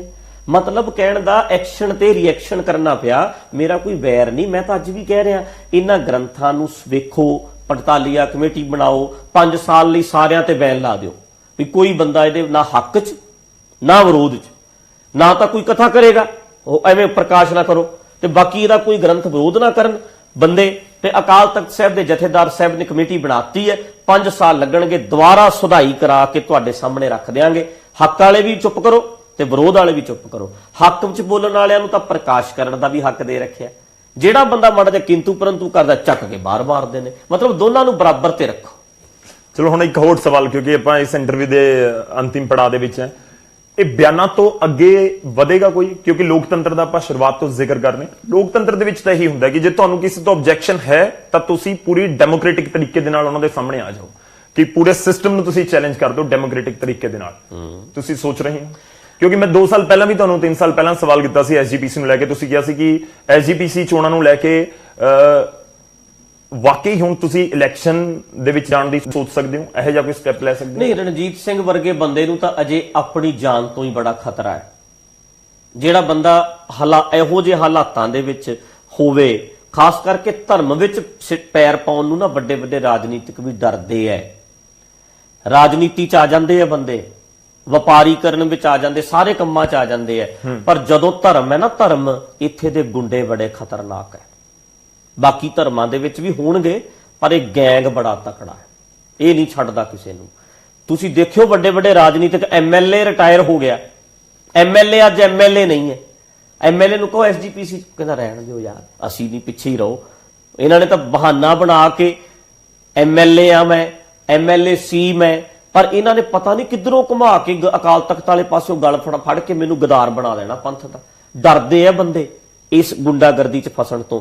ਪਰ ਅਗਲਾ ਤੁਹਾਡੇ ਸਵਾਲ ਦਾ ਜਵਾਬ ਮੈਂ ਦੇ ਦਿਆਂ। ਫਿਲਹਾਲ ਤਾਂ ਮੇਰਾ ਮਸਲਾ ਹੈ ਕਿ ਆਪਣੀ ਜਾਨ ਬਚੀਏ, ਕਿਵੇਂ ਨਾ ਕਿਵੇਂ ਅਸੀਂ ਚੱਲਦੇ ਰਹੀਏ, ਆਪਣੀ ਗੱਲ ਕਰਦੇ ਰਹੀਏ। ਪਰ ਫਿਰ ਵੀ ਜੇ ਜਿਉਂਦੇ ਰਹੇ, ਆਉਣ ਵਾਲੇ ਸਮੇਂ ਵਿੱਚ ਜਿਹੜਾ ਇਹ ਘੜਾ ਭਰ ਰਹੇ ਹੈ, ਇਹ ਸਿਸਟਮ ਕਰਪਟ ਹੋ ਰਿਹਾ। ਪਾਗਲ ਨਹੀਂ, ਲੋਕ ਸਾਰੇ ਵੇਖ ਰਹੇ ਆ, ਦਿਸਦਾ ਸਾਰਿਆਂ ਨੂੰ। ਕਦੇ ਨਾ ਕਦੇ ਇੱਕ ਰਣਜੀਤ ਸਿੰਘ ਖੜਾ ਹੋਇਆ, ਹੋ ਸਕਦਾ ਹੋਰ ਰਣਜੀਤ ਸਿੰਘ ਵੀ ਖੜੇ ਹੋ ਜਾਣ। ਕੋਈ ਬੰਦੇ ਜਿਹੜੇ ਹਿੰਮਤ ਰੱਖਦੇ ਹੋਣ, ਲੱਤਾਂ 'ਚ ਭਾਰ ਪੈਂਦਾ ਹੋਵੇ, ਜ਼ਿੰਮੇਵਾਰ ਬੰਦੇ ਹੋਣ ਸਾਡੀ ਸਿੱਖਾਂ ਦੇ ਵਿੱਚ। ਹੋ ਸਕਦਾ ਕੋਈ ਨਾ ਕੋਈ ਮੋਢੇ ਨਾਲ ਮੋਢਾ ਜੋੜੇ, ਤੇ ਜੇ ਏਦਾਂ ਧੱਕਾ ਕਰਨਗੇ, ਭਾਂਡਾ ਆਖਰਕਾਰ ਭਰ ਕੇ ਘੜਾ ਜਿਹੜਾ ਆ ਉਹ ਰੁੜਦਾ ਹੀ ਹੈ ਇੱਕ ਨਾ ਇੱਕ ਦਿਨ। ਆਖਰ ਤਾਂ ਅਖੀਰ ਤਾਂ ਹਰ ਚੀਜ਼ ਦੀ ਆਉਂਦੀ ਹੈ। ਹੋ ਸਕਦਾ ਕਿ ਇਦਾਂ ਦਾ ਵੀ ਸਟੈਪ ਹੋਵੇ, ਪਰ ਫਿਲਹਾਲ ਨਹੀਂ ਕੋਈ। ਫਿਲਹਾਲ ਤਾਂ ਮੈਂ ਜੋ ਇਹ ਕਰ ਰਿਹਾ ਉਹਦਾ ਜਵਾਬ ਦੇ ਰਿਹਾ। ਨਹੀਂ, ਤੁਸੀਂ ਐਲਾਨ ਕਰ ਸਕਦੇ ਹੋ ਨਾ ਕਿ ਤੁਸੀਂ ਕਿ ਜਿਹੜੇ ਐਸਜੀਪੀਸੀ ਨੂੰ ਲੈ ਕੇ, ਕਿਉਂਕਿ ਬਹੁਤ ਸਾਰੀਆਂ ਸਟੇਟਮੈਂਟ ਆਉਂਦੀਆਂ ਨੇ ਐਸਜੀਪੀਸੀ ਨੂੰ ਲੈ ਕੇ, ਐਸਜੀਪੀਸੀ ਨੂੰ ਮੁਕਤ ਕਰਾਉਣਾ, ਐਸੀਆਂ ਸਟੇਟਮੈਂਟਸ ਆਉਂਦੀਆਂ ਨੇ, ਕਿ ਤੁਸੀਂ ਸਾਰਿਆਂ ਨੂੰ ਐਲਾਨ ਕਰ ਸਕਦੇ ਹੋ ਕਿ ਆਓ ਇਕੱਠੇ ਹੋਈਏ। ਨਹੀਂ, ਰਣਜੀਤ ਸਿੰਘ ਦੀ ਲੜਾਈ ਕੋਈ ਅਗਲਾ ਕਹਿੰਦਾ ਫਿਰ ਇਹ ਤਾਂ ਜਥੇਦਾਰ ਦਾ ਵਿਰੋਧ ਕਰਦਾ ਵੀ ਆਪ ਉੱਥੇ ਬੈਠਣਾ ਚਾਹੁੰਦਾ, ਇਹ ਪ੍ਰਬੰਧ ਆਪ ਸਾਂਭਣਾ ਚਾਹੁੰਦਾ। ਪਤਾ ਨਹੀਂ ਗੋਲਕਾਂ ਦਾ ਮਸਲਾ, ਹੁਣ ਉਹਨਾਂ ਕੋਲ ਗੋਲਕ ਸੀ, ਹੁਣ ਢੱਡਰੀਆਂ ਵਾਲਾ ਗੋਲਕਾਂ ਚਾਹੁੰਦਾ। ਢੱਡਰੀਆਂ ਵਾਲਾ ਜਿਹੜੇ ਥਾਂ ਤੇ ਸੀ, ਜਿਹੜੇ ਅਹੁਦੇ ਤੇ ਸੀ ਅੱਜ ਤੱਕ ਉਹਦਾ ਅੱਜ ਤੱਕ ਤੋੜ ਵਿਖਾ ਦਿਓ ਵੀ ਰਣਜੀਤ ਸਿੰਘ ਦੇ ਬਰਾਬਰ ਲੱਖਾਂ ਲੋਕੀ ਕਿਸੇ ਹੋਰ ਨੂੰ ਵੀ ਉਦਾਂ ਸੁਣਦੇ ਸੀ, 12 ਵਜੇ ਤੱਕ ਸਾਹ ਰੋਕ ਕੇ ਸੁਣਦੇ ਸੀ। ਅੱਜ ਤੋਂ 6 ਮਹੀਨੇ ਪਹਿਲਾਂ ਦੇ ਸਾਡੇ ਪ੍ਰੋਗਰਾਮ ਸਾਰੇ ਸੁਣੋ, ਦੇਖੋ, ਪਤਾ ਲੱਗ ਜਾਏਗਾ। ਪਰ ਉਹਦਾ ਮੈਂ ਹੁਣ ਇਹਦਾ ਮਤਲਬ ਇਹ ਕਹਿੰਦਾ ਹੁਣ ਇਹੋ ਜਿਹੇ ਮਸਲੇ ਦੇ ਵਿੱਚ ਜੇ ਮੈਂ ਸਟੇਟਮੈਂਟ ਦਵਾਂ ਮੈਂ ਐਸਜੀਪੀਸੀ ਚ ਆਉਣਾ ਚਾਹੁੰਦਾ, ਅਗਲਾ ਕਹਿੰਦਾ ਯਾਰ ਇਹਦਾ ਆਪਣਾ ਮਤਲਬ ਹੈ ਤਾਂ ਇਹ ਬੰਦਾ ਇਹ ਕੁਝ ਕਰਦਾ ਹੈ। ਨਹੀਂ, ਸਾਡੀ ਲੜਾਈ ਹੈ, ਅਸੀਂ ਆਪਣੇ ਫਿਲਹਾਲ ਤਾਂ ਅਸੀਂ ਆਪਣਾ ਬਚਾਅ ਕਰ ਰਹੇ ਹਾਂ। ਜਿਹੜੇ ਮੇਰੇ ਤੇ ਅਟੈਕ ਕਰ ਰਹੇ ਹੈ, ਜੋ ਮੇਰੇ ਤੇ ਇਲਜ਼ਾਮ ਲਾ ਰਹੇ ਹੈ, ਉਹਦਾ ਮੈਂ ਬਚਾਅ ਕਰ ਰਿਹਾ। ਮੈਂ ਕੋਈ ਇਦਾਂ ਦਾ ਪਲਾਨ ਬਣਾ ਕੇ ਨਹੀਂ ਬੈਠਾ ਵੀ ਆਉਣ ਵਾਲੇ ਸਮੇਂ 'ਚ ਮੈਂ ਐਸਜੀਪੀਸੀ ਚ ਆਵਾਂ। ਹਾਂ, ਜਿਹੜੇ ਬੰਦੇ ਇਹਦਾ ਬਦਲ ਕਰਨਾ ਚਾਹੁੰਦੇ ਹੈ ਉਹਨਾਂ ਕੋਲ ਇੱਕ ਮੁੱਦਾ ਜ਼ਰੂਰ ਢੱਡਰੀਆਂ ਵਾਲੇ ਦਾ ਵੀ ਹੋ ਜਾਏਗਾ ਵੀ ਇੱਕ ਇੰਨੇ ਮੁੱਦੇ ਹੋਰ ਹੋਣਗੇ, ਹੋ ਸਕਦਾ ਕਿ ਢੱਡਰੀਆਂ ਵਾਲਾ ਉਹਨਾਂ ਲਈ ਮੁੱਦਾ ਬਣ ਜਾਏ। ਠੀਕ ਹੈ, ਉਹ ਐਸਜੀਪੀਸੀ ਵਾਲੇ ਐਸਜੀਪੀਸੀ ਨੂੰ ਲੈ ਕੇ ਤਾਂ ਹੋਰ ਵੀ ਕਈ ਪੋਲੀਟੀਕਲ ਪਾਰਟੀਆਂ ਹੈਗੀਆਂ ਸਮੇਂ-ਸਮੇਂ ਤੇ ਕਹਿੰਦੀਆਂ ਰਹਿੰਦੀਆਂ। ਮੈਂ ਹੋਰ ਸਪਸ਼ਟ ਸ਼ਬਦਾਂ 'ਚ ਪੁੱਛਦਾ ਕਿ ਐਸਜੀਪੀਸੀ ਉੱਤੇ ਜੇਕਰ ਜੋ ਇਸ ਸਮੇਂ ਜੋ ਐਸਜੀਪੀਸੀ ਦੇ ਉੱਤੇ ਕਾਬਜ਼ ਵਰਡ ਯੂਜ਼ ਕਰ ਰਿਹਾ ਮੈਂ, ਜੇ ਉਹ ਬਦਲਦੇ ਨੇ ਤੇ ਜਥੇਦਾਰ ਸਾਹਿਬ ਵਾਲੀ ਪੋਸਟ ਤੁਹਾਨੂੰ ਆਫਰ ਕੀਤੀ ਜਾਂਦੀ ਹੈ, ਹਾਂ ਹੋਏਗੀ ਜਾਂ ਨਾ ਹੋਏਗੀ? ਨਹੀਂ, ਇਹੋ ਜੀ ਗੱਲ ਤਾਂ ਮੈਂ ਸੋਚ ਵੀ ਨਹੀਂ ਸਕਦਾ। ਇਹ ਮੁੱਦਾ ਹੀ ਨਹੀਂ ਹੈਗਾ, ਨਾ ਇਹ ਕੋਈ ਮਸਲਾ ਹੈ। ਨਹੀਂ, ਤੁਸੀਂ ਕਹਿ ਰਹੇ ਹੋ ਨਾ ਕਿ ਜੋ ਜਥੇਦਾਰ ਸਾਹਿਬ ਹੈਗੇ ਨਹੀਂ ਉਸ ਯੋਗ ਹੈਗੇ, ਤਾਂ ਫਿਰ ਯੋਗ ਕੌਣ ਹੈ? ਜੇ ਤੁਸੀਂ ਖੁਦ ਹੈਗੇ ਹੋ, ਖੁਦ ਜੇ ਤੁਸੀਂ ਯੋਗ ਮੰਨਦੇ ਹੋ, ਜਾਂ ਤੁਹਾਨੂੰ ਲੱਗਦਾ ਕਿ ਨਹੀਂ ਹੋਰ ਵੀ ਹੈਗੇ ਲੋਕ ਇਹਨਾਂ ਨੂੰ ਲਗਾਇਆ ਜਾ ਸਕਦਾ? ਇਹੋ ਜੀ ਸਟੇਟਮੈਂਟ ਦੇਖੋ, ਜੇ ਹੁਣ ਇਹੋ ਜਿਹੇ ਸਮੇਂ ਤੇ ਮੈਂ ਸਟੇਟਮੈਂਟ ਦਊਂਗਾ ਕਿੱਡੀ ਗਲਤ ਲੱਗੂਗੀ ਕਿ ਅਗਲਾ ਕਹਿੰਦਾ ਯਾਰ ਇਹ ਬੰਦਾ ਜਥੇਦਾਰੀ ਭਾਲਦਾ ਹੈ, ਇਹ ਜੈਲਸ ਕਰ ਰਿਹਾ ਹਰਪ੍ਰੀਤ ਸਿੰਘ ਨਾਲ। ਇਦਾਂ ਕਿਵੇਂ ਹੋ ਸਕਦਾ? ਦੇਖੋ, ਮੈਂ ਇੱਕ ਪ੍ਰਚਾਰਕ ਹਾਂ, ਧੱਕਾ ਹੋਇਆ ਆ, ਉਹਨਾਂ ਨੇ ਮੇਰੇ ਨਾਲ ਕੀਤਾ, ਮੈਂ ਆਪਣੀ ਸਟੇਟਮੈਂਟ ਦੇ ਰਿਹਾ ਬਸ। ਮੈਂ ਕੋਈ ਜਥੇਦਾਰੀ ਨਹੀਂ ਭਾਲਦਾ, ਨਾ ਮੈਨੂੰ ਕੋਈ ਐਸਜੀਪੀਸੀ ਦਾ ਸ਼ੌਂਕ ਹੈ। ਮੈਂ ਤਾਂ ਇੰਦਾ ਹੀ ਹੱਕ ਮੰਗਦਾ ਕਿ ਮੈਂ ਆਪਣੀ ਗੱਲ ਆਪਣੇ ਥਾਂ ਤੇ ਕਰਨ ਦਾ ਹੱਕ ਦੇ ਦਿਓ। ਧੱਕਾ ਕਰਨਾ ਉਹ ਤੁਸੀਂ ਆਪਣੀ ਗੱਲ ਕਰੋ, ਅਸੀਂ ਆਪਣੀ ਕਰੀਏ। ਖੁੱਲ ਕੇ ਸਟੇਟਮੈਂਟ ਦਿਓ। ਢੱਡਰੀਆਂ ਵਾਲਾ ਜੇ ਗਲਤ ਹੈ ਤਾਂ ਸੁਣੋ, ਉਹਨੂੰ ਆਪੇ ਪਤਾ ਲੱਗ ਜਾਏਗਾ ਕਿ ਕੀ ਕੁਝ ਗਲਤ ਬੋਲਦਾ। ਮੈਂ ਥੋੜਾ ਜਿਹਾ ਹੋਰ ਸਪਸ਼ਟ ਕਰ ਦਵਾਂ ਜਵਾਬ। ਇਹ ਵੀ ਕਿਹਾ ਜਾਂਦਾ ਨਾ, ਕਈ ਵਾਰੀ ਪੋਲੀਟੀਕਲ ਲੀਡਰਾਂ ਨੂੰ ਪੁੱਛ ਲਓ ਤਾਂ ਉਹ ਜਵਾਬ ਦੇ ਦਿੰਦੇ ਕਿ ਨਹੀਂ ਜੀ, ਮੈਂ ਕੋਈ ਇਨ ਫਿਊਚਰ ਨਾ ਐਸਜੀਪੀਸੀ ਦੇ ਪ੍ਰਧਾਨ ਦਾ ਅਹੁਦਾ ਲਵਾਂਗਾ, ਨਾ ਮੈਂ ਕੋਈ ਜਥੇਦਾਰ ਦਾ ਅਹੁਦਾ ਲਵਾਂਗਾ। ਕਿ ਐਸੀ ਸਟੇਟਮੈਂਟ ਸਮਝਿਆ ਜਾਵੇ ਇਸ ਦਾ? ਨਹੀਂ, ਦੇਖੋ ਜੀ, ਤੁਸੀਂ ਮੇਰੇ ਮੂੰਹ ਚੋਂ ਨਾ ਕਢਵਾਓ। ਦੇਖੋ, ਅਗਲੇ ਬੰਦੇ ਨੂੰ ਮਾਰਨ ਨੂੰ ਫਿਰਦੇ ਨੇ, ਅਗਲੇ ਉਹਨੂੰ ਬਾਹਰ ਕੱਢਣ ਨੂੰ ਫਿਰਦੇ ਨੇ, ਅਗਲੇ ਨੇ ਹਾਥੀ ਲੰਘ ਗਿਆ, ਪੂਛ ਰਹਿ ਗਈ, ਉਹਦਾ ਸਮਾਜਿਕ ਬਾਈਕਾਟ ਹੋ ਰਿਹਾ। ਉਹਨੂੰ ਇਹੋ ਜੀ ਗੱਲ ਵਿੱਚ ਨਾ ਲੈ ਕੇ ਆਓ ਵੀ ਮੈਂ ਇਸ ਗੱਲ ਵਿੱਚ ਨਹੀਂ ਆਉਣਾ। ਠੀਕ ਹੈ, ਅਗਲਾ ਫਿਊਚਰ ਪਲਾਨ ਕੀ ਹੈ ਤੁਹਾਡਾ? ਕਿਉਂਕਿ ਹੁਣ ਤੁਹਾਡਾ ਵੀਡੀਓਜ਼ ਦੇ ਉੱਤੇ ਵੀ ਉਹ ਕਹਿ ਰਹੇ ਕਿ ਸ਼ੇਅਰ ਨਾ ਕਰੋ। ਕਿਵੇਂ ਤੁਸੀਂ ਅੱਗੇ ਇਸ ਪੂਰੇ? ਦੇਖੋ, ਹੋ ਸਕਦਾ ਕੱਲ ਨੂੰ ਸਾਡਾ YouTube ਚੈਨਲ ਚੱਲਦਾ ਉਹ ਵੀ ਬੰਦ ਕਰਾ ਦੇਣ। ਮੈਂ ਅੱਜ ਗੁਰੂ ਗ੍ਰੰਥ ਸਾਹਿਬ ਦਾ ਸਿੱਖ ਹਾਂ ਤੇ ਸਦਾ ਮੈਂ ਉਹਨਾਂ ਦਾ ਸਿੱਖ ਬਣ ਕੇ ਰਹੂੰਗਾ। ਇਹ ਮੈਨੂੰ ਪੰਥ ਚੋਂ ਕੱਢ ਦੇਣ। ਅਗਲਾ ਜਿਹੜਾ ਪੰਥ ਹੁੰਦਾ ਹੈ 2 ਮਹੀਨਿਆਂ ਤੱਕ ਤਨਖਾਹੀ ਆ, ਉਸ ਤੋਂ ਅਗਲਾ ਹੁੰਦਾ ਹੈ ਅਸੀਂ ਪੰਥ ਚੋਂ ਛੇਕਤਾ। ਅੱਜ ਪੱਤਰਕਾਰ 2-3 ਗੱਲਾਂ ਮੈਂ ਕਰ ਰਿਹਾ, ਹੱਸਦਾ ਸੀ ਉਹਨਾਂ ਨੂੰ। ਮੈਂ ਕਿਹਾ ਧੰਨਵਾਦ ਜੀ ਆਇਆਂ ਨੂੰ, ਹੁਣ ਆਪਾਂ 2-3 ਮਹੀਨੇ ਬਾਅਦ ਫਿਰ ਮਿਲਾਂਗੇ। ਮੈਨੂੰ ਕਹਿੰਦੇ ਜੀ ਫੇਰ ਕਿਉਂ ਮਿਲਾਂਗੇ? ਮੈਂ ਕਿਹਾ ਹੁਣ ਅਗਲਾ ਪੰਥ ਉਹਦਾ ਆ ਜਾਣਾ, ਤੁਸੀਂ ਮੈਨੂੰ ਫਿਰ ਪੁੱਛਣਾ ਭਾਈ ਸਾਹਿਬ ਹੁਣ ਤੁਹਾਡਾ ਐਕਸ਼ਨ ਕੀ ਹੈ। ਸੋ ਮੈਂ ਉਹਨਾਂ ਨੂੰ ਕਹਿ ਰਿਹਾ ਸੀ, ਮੈਂ ਕਿਹਾ ਸਾਨੂੰ ਪਤਾ ਹੈ ਜੋ ਅੱਗੇ ਹੋਣਾ ਹੈ, ਪਰ ਮੈਂ ਇਹਦੇ ਵਾਸਤੇ ਪਹਿਲਾਂ ਵੀ ਮੈਂ ਗੁਰੂ ਗ੍ਰੰਥ ਸਾਹਿਬ ਦਾ ਸਿੱਖ ਹਾਂ, ਅੱਜ ਵੀ ਮੈਂ ਗੁਰੂ ਗ੍ਰੰਥ ਸਾਹਿਬ ਦਾ ਸਿੱਖ ਹਾਂ ਤੇ ਸਦਾ ਰਹੂੰਗਾ। ਇਹ ਮੈਨੂੰ ਕੱਢ ਦੇਣ, ਪਰ ਮੇਰੇ ਅੰਦਰੋਂ ਉਹ 10 ਪਾਤਸ਼ਾਹਾਂ ਨੂੰ, ਉਹਨਾਂ 35 ਭਗਤਾਂ ਨੂੰ ਤੇ ਗੁਰੂ ਗ੍ਰੰਥ ਸਾਹਿਬ ਨੂੰ ਇਹ ਕੱਢ ਨਹੀਂ ਸਕਦੇ। ਮੈਂ ਉਹਨਾਂ ਦਾ ਸਿੱਖ ਰਹਿਣਾ, ਉਹਨਾਂ ਦਾ ਪ੍ਰਚਾਰਕ ਰਹਿਣਾ। ਨਾ ਮੈਂ ਕੋਈ ਵੱਖਰਾ ਗੁਰੂ ਬਣਨ ਲੱਗਿਆ, ਨਾ ਮੈਂ ਕੋਈ ਪੰਥ ਨਾਲ ਟੱਕਰਾਂ ਲੈਣ ਲੱਗਿਆ, ਨਾ ਮੈਨੂੰ ਕੋਈ ਲੋੜ ਹੈ ਇਹਨਾਂ ਨਾਲ। ਠੀਕ ਹੈ, ਇਹ ਮੈਨੂੰ ਨਹੀਂ ਆਪਣੇ ਪੰਥ ਦਾ ਹਿੱਸਾ ਮੰਨਦੇ, ਮੈਨੂੰ ਇਗਨੋਰ ਕਰ ਦੇਣ। ਅੱਜ ਇਹ ਕਹਿ ਰਹੇ ਨੇ ਵੀ ਢੱਡਰੀਆਂ ਵਾਲਾ ਜੇ ਨਾ ਟਿਕਿਆ, ਗਲਤ ਬਿਆਨਬਾਜ਼ੀਆਂ ਤੋਂ ਬਾਜ ਨਾ ਆਇਆ, ਨਾਲੇ ਕਹਿੰਦੇ ਕਿ ਉਹਦਾ ਸੁਣਨਾ ਹੀ ਨਹੀਂ। ਫਿਰ ਤੁਹਾਨੂੰ ਬਿਆਨ ਗਲਤ ਹੈ ਕਿ ਠੀਕ ਹੈ, ਢੱਡਰੀਆਂ ਵਾਲੇ ਦਾ ਪਤਾ ਕਿਵੇਂ ਲੱਗੂਗਾ? ਸੁਣਨਾ ਤਾਂ ਹੈ ਹੀ ਨਹੀਂ ਹੁਣ ਤੋਂ ਬਾਅਦ। ਹੁਣ ਮੈਨੂੰ ਨਹੀਂ ਲੱਗਦਾ ਕਿ ਜਿਹੜੇ ਇਹਨਾਂ ਦੇ ਬੰਦੇ ਨੇ ਹੁਣ ਸੁਣ ਰਹੇ ਹੁਣ, ਕੋਈ ਜਥੇਦਾਰ ਜੀ ਦਾ ਹੁਕਮ ਤਾਂ ਮੰਨ ਲਿਆ ਹੋਣਾ ਸਾਰਿਆਂ ਨੇ। ਹਾਂ, ਟੀਵੀ ਵੀ ਮੈਨੂੰ ਨਹੀਂ ਲੱਗਦਾ ਕਿ ਤੁਹਾਡਾ ਚੈਨਲ ਅੱਜ ਲਾਉਣਗੇ, ਖਾਸ ਕਰਕੇ ਐਸਜੀਪੀਸੀ ਵਾਲੇ ਜਾਂ ਜਿਹੜੇ ਬੰਦੇ ਜਥੇਦਾਰ ਨੂੰ ਜਥੇਦਾਰ ਮੰਨਦੇ ਐ। ਜੇ ਉਹ ਟੀਵੀ ਲਾ ਕੇ ਬੈਠੇ ਐ, ਉਹਨਾਂ ਨੇ ਤਾਂ ਹੁਕਮ ਅਦੂਲੀ ਕਰਤੀ, ਸਾਰੇ ਹੀ ਗਲਤ ਨੇ। ਫਿਰ ਤਾਂ ਤਨਖਾਹੀਏ ਬਣ ਗਏ। ਕੋਈ ਢੱਡਰੀਆਂ ਵਾਲੇ ਨੂੰ ਸੁਣਨ ਤੋਂ ਮਨਾਹੀ ਕੀਤੀ ਗਈ ਹੈ, ਸਾਰੇ ਬੰਦੇ ਸੁਣ ਰਹੇ ਆ। ਚਲੋ ਠੀਕ ਹੈ, ਮੈਂ ਇੱਕ ਆਖਰੀ ਸਵਾਲ, ਥੋੜਾ ਜਿਹਾ ਪਰਸਨਲ ਵੀ ਇਲਜ਼ਾਮ ਤੁਹਾਡੇ ਦੇ ਉੱਤੇ ਲੱਗਦੇ ਆ। ਮਤਲਬ ਇਲਜ਼ਾਮ ਇੱਥੋਂ ਤੱਕ ਲੱਗਦੇ ਨੇ ਕਿ ਤੁਸੀਂ ਖੁਦ ਦੇ ਲਈ ਡਿਜ਼ਾਈਨਰ ਰੱਖੇ ਹੋਏ ਆ। ਕੀ ਜ਼ਰੂਰਤ ਹੈ ਅੱਜ ਦੇ ਸੰਤ ਨੂੰ? ਸੰਤ ਕਹਿੰਦੇ ਆ, ਅਸੀਂ ਭਾਈ ਰਣਜੀਤ ਸਿੰਘ ਢੱਡਰੀਆਂ ਵਾਲੇ ਕਹਿੰਦੇ ਆ, ਕੀ ਜ਼ਰੂਰਤ ਹੈ ਇਹਨਾਂ ਨੂੰ? ਇਹ ਤਾਂ ਬਕਵਾਸ ਹੈ, ਜਿੰਨੀ ਮਰਜ਼ੀ ਬਣਾ ਲਓ। ਤੁਸੀਂ ਕੋ ਸੋਨੇ ਦੇ ਕੱਪਾਂ 'ਚ ਚਾਹ ਪੀਂਦਾ, ਹੁਣ ਅਗਲਾ ਕੀ ਜਵਾਬ ਦੇਵੇ ਇਹਦਾ? ਤੁਸੀਂ ਕੋ ਜਿਹਦਾ ਤਾਂ ਬੈੱਡ ਵੀ ਜਿਹੜਾ ਉਹਦੀ ਢੋਹ ਹੈ। ਤੁਹਾਡਾ ਮੋਬਾਈਲ ਬੜਾ ਚਰਚਾ 'ਚ ਰਿਹਾ ਸੀਗਾ, 92 ਕਰੋੜ ਦਾ ਮੋਬਾਈਲ। ਹੁਣ ਇਹਦਾ ਮੈਂ ਕੀ ਜਵਾਬ ਦੇਵਾਂ? ਹੁਣ ਇਹ ਤਾਂ ਪਾਗਲ ਤੋਂ ਪਾਗਲ ਬੰਦੇ ਨੂੰ ਵੀ ਪਤਾ ਹੈ ਵੀ ਆਹ ਮੰਨ ਲਓ ਮੈਂ ਗਲ 'ਚ ਕੱਪੜਾ ਪਾਇਆ, ਦਸਤਾਰ ਬੰਨੀ ਹੈ, ਆਹ ਮੈਂ ਚੋਲਾ ਪਾਇਆ, ਇਹ ਕੀਮਤ ਇਹਦੀ ਸਾਰੀਆਂ ਦੀ ਪਤਾ ਕਿੰਨੀ ਕੀਮਤ ਹੋਣੀ ਹੈ? ਜਿੰਨੇ ਮੈਂ ਕੱਪੜੇ ਪਾਏ ਆ, ਤੁਹਾਡੀ ਜੀਨ ਤੋਂ ਘੱਟ। ਸੱਚ ਹੈ ਇਹ। ਤੁਸੀਂ ਦੱਸੋ ਇੱਕ ਕੁੜਤੇ ਪਜਾਮੇ ਵਾਲਾ ਚੋਲਾ ਕੱਪੜਾ ਕਿੰਨੇ ਦਾ ਆਉਂਦਾ? ਇੱਕ ਗਲ ਚ ਪਾਉਣ ਵਾਲਾ 2.5 ਮੀਟਰ ਦਾ ਕੱਪੜਾ ਕਿੰਨੇ ਦਾ ਆਉਂਦਾ? ਇੱਕ ਪੱਗ ਮੈਂ ਬੰਨੀ ਹੈ, ਦਸਤਾਰ ਮੈਂ ਬੰਨੀ ਹੈ, ਕੀ ਤੁਸੀਂ ਮੈਨੂੰ ਦੱਸੋ ਵੀ ਇਹਦੇ ਤੇ ਕਿੰਨਾ ਕੁ ਪੈਸਾ ਲੱਗ ਜਾਂਦਾ? ਮਤਲਬ 1000 ਰੁਪਏ ਦਾ ਸਾਰਾ ਕੁਝ ਆ ਜਾਂਦਾ ਮੇਰਾ। ਮੈਂ ਪਾਇਆ, ਮੈਂ ਬੈਠਾ ਕੈਮਰੇ 'ਚ ਆਉਣਾ, ਉਹਦੇ 'ਚ ਕੀ ਇਹੋ ਜਿਹਾ ਜਿਹੜਾ ਲੱਗਦਾ ਵੀ ਇਹ ਡਿਜ਼ਾਈਨ ਕਰਕੇ ਬੈਠਾ ਹੁੰਦਾ? ਮਤਲਬ ਕਹਿਣ ਦੀਆਂ ਗੱਲਾਂ ਨੇ। ਹਾਂ, ਮੈਂ ਇਹ ਨਹੀਂ ਮੰਨਦਾ ਹੁੰਦਾ ਵੀ ਇਹਨਾਂ ਵਾਂਗੂ 4 ਹੀ ਰੰਗ ਪਾਉਣੇ ਨੇ, ਵੀ ਨੀਲਾ, ਕਾਲਾ ਤੇ ਕੇਸਰੀ ਹੈ। ਮੈਂ ਇਹ ਜਿਹੜਾ ਮਰਜ਼ੀ ਤੁਸੀਂ ਕਲਰ ਪਾ ਸਕਦੇ ਹੋ, ਪੰਥਕ ਰਵਾਇਤ ਤੇ ਹੋਈ ਹੈ। ਅਕਾਲ ਤਖਤ ਦੀ ਮਰਿਆਦਾ 'ਚ ਕੋਈ ਰੰਗ ਦੀ ਮਨਾਹੀ ਨਹੀਂ ਕੀਤੀ, ਟਕਸਾਲਾਂ ਦੀ ਮਰਿਆਦਾ ਵਿੱਚ ਹੈਗੀ ਹੈ। ਪਰ ਮੈਂ ਉਹ ਜੋ ਮਰਜ਼ੀ ਪਾ ਲੈਣਾ, ਕੈਮਰੇ ਚੱਲਦੇ ਆ। ਅਸਲ ਦੇ ਵਿੱਚ ਪ੍ਰੋਬਲਮ ਮੇਰੇ ਰੰਗਾਂ ਨਾਲ ਨਹੀਂ, ਉਹ ਵੀਡੀਓ ਸਾਹਮਣੇ ਆਉਂਦੀ ਹੈ, ਕਲਿੱਪ ਸਾਹਮਣੇ ਆ ਜਾਂਦੇ ਆ। ਐਦਾਂ ਲੱਗਦਾ ਪਤਾ ਨਹੀਂ ਇਹ ਬੰਦਾ ਪਤਾ ਨਹੀਂ ਡਿਜ਼ਾਈਨਰ ਰੱਖ ਕੇ ਬੈਠਾ। ਜੇ ਡਿਜ਼ਾਈਨਰ ਰੱਖ ਕੇ ਬੈਠਾ ਹੁੰਦਾ ਏਦਾਂ ਹੁੰਦਾ। ਚਲੋ ਠੀਕ ਹੈ, ਇਲਜ਼ਾਮ ਲੱਗਦੇ ਨੇ, ਤੁਹਾਡਾ ਪੱਖ ਜਾਣਨਾ ਜ਼ਰੂਰੀ ਸੀ। ਆਖਰੀ ਸਵਾਲ ਮੈਂ ਜਿੱਥੋਂ ਸਟਾਰਟ ਕੀਤਾ ਸੀ, ਇਨ ਫਿਊਚਰ ਅਕਾਲ ਤਖਤ ਸਾਹਿਬ ਜਾਓਗੇ ਤੁਸੀਂ ਜਾਂ ਨਹੀਂ ਜਾਓਗੇ? ਇਹ ਲੜਾਈ ਨੂੰ ਬਨਾਮ ਅਕਾਲ ਤਖਤ ਸਾਹਿਬ ਤੇ ਜਥੇਦਾਰ ਅੱਡ ਰੱਖੀਏ। ਬਿਲਕੁਲ। ਅਕਾਲ ਤਖਤ ਸਾਹਿਬ ਤੇ ਲੱਖ ਵਾਰੀ ਜਾਊਂਗਾ, ਸਦਾ ਜਾਊਂਗਾ। ਕਦੋਂ? ਕਿਉਂਕਿ ਮੈਨੂੰ ਲੱਗਦਾ ਕਿ ਮੈਂ ਖੁਦ ਫੋਲੋ ਕਰਦਾ ਹੈ, ਸਾਰੀਆਂ ਅਸੀਂ ਧਿਆਨ ਰੱਖਦੇ ਹਾਂ ਪੱਤਰਕਾਰ ਹੋਣ ਦੇ ਨਾਤੇ। ਤੁਸੀਂ ਆਖਰੀ ਟਾਈਮ ਬਹੁਤ ਦੇਰ ਹੋ ਗਿਆ ਹੋਣਾ ਸ਼ਾਇਦ, ਮੇਰੇ ਖਿਆਲ 4 ਸਾਲ ਹੋ ਗਏ ਆ। ਮੈਂ ਹੁਣ ਜਾਣਾ ਸੀ ਜਦੋਂ ਦਰਬਾਰ ਸਾਹਿਬ ਅੰਮ੍ਰਿਤਸਰ ਦੀਵਾਨ ਸੀਗੇ, ਉਸ ਵੇਲੇ ਇਹਨਾਂ ਨੇ ਰੌਲਾ ਪਾ ਲਿਆ। ਮੈਂ ਸੋਚਿਆ ਹੀ ਇਹ ਸੀ ਵੀ ਉੱਥੇ ਠਹਿਰਾਂਗੇ 2 ਦਿਨ। ਨਹੀਂ, ਇੱਕ ਹੋਰ ਵੀ ਸਟਾਈਲ ਨਹੀਂ ਹੋ ਸਕਦਾ? ਤੁਸੀਂ ਇੱਕ ਅਲੱਗ ਪੂਰਾ ਰੋਲ ਮਾਡਲ ਲੋਕਾਂ ਦੇ ਲਈ ਬਣਦੇ ਹੋ ਜਾਂ ਫਿਰ ਇੱਕ ਅਲੱਗ ਤਰੀਕੇ ਨਾਲ ਚੀਜ਼ਾਂ ਨੂੰ ਕਰਦੇ ਹੋ ਕਿ ਜਦੋਂ ਕੋਈ ਬੁਲਾ ਰਿਹਾ ਕਮੇਟੀ ਅੱਗੇ ਜਾਂ ਪੇਸ਼ ਹੋਣ ਲੱਗੇ, ਤੁਸੀਂ ਕੁਛ ਨਾ ਕਰੋ, ਸਿੱਧਾ ਅਕਾਲ ਤਖਤ ਸਾਹਿਬ ਅੱਗੇ ਮੱਥਾ ਟੇਕ ਕੇ ਆ ਜਾਓ ਕਿ ਮੈਂ ਪੇਸ਼ ਨਹੀਂ ਹੋ ਰਿਹਾ ਪਰ ਮੈਂ ਅਕਾਲ ਤਖਤ। ਨਹੀਂ, ਉਹ ਤਾਂ ਦਰਬਾਰ ਸਾਹਿਬ ਤਾਂ ਸੀ। ਮੈਂ ਤੁਹਾਨੂੰ ਕਹੀ, ਤੁਸੀਂ ਇੱਕ ਸ਼ਬਦ ਮੇਰੇ ਤੋਂ ਸਵਾਲ ਪੁੱਛਿਆ ਜੀ, ਤੁਸੀਂ ਅਕਾਲ ਤਖਤ ਜਾਓਗੇ ਕਿ ਨਹੀਂ?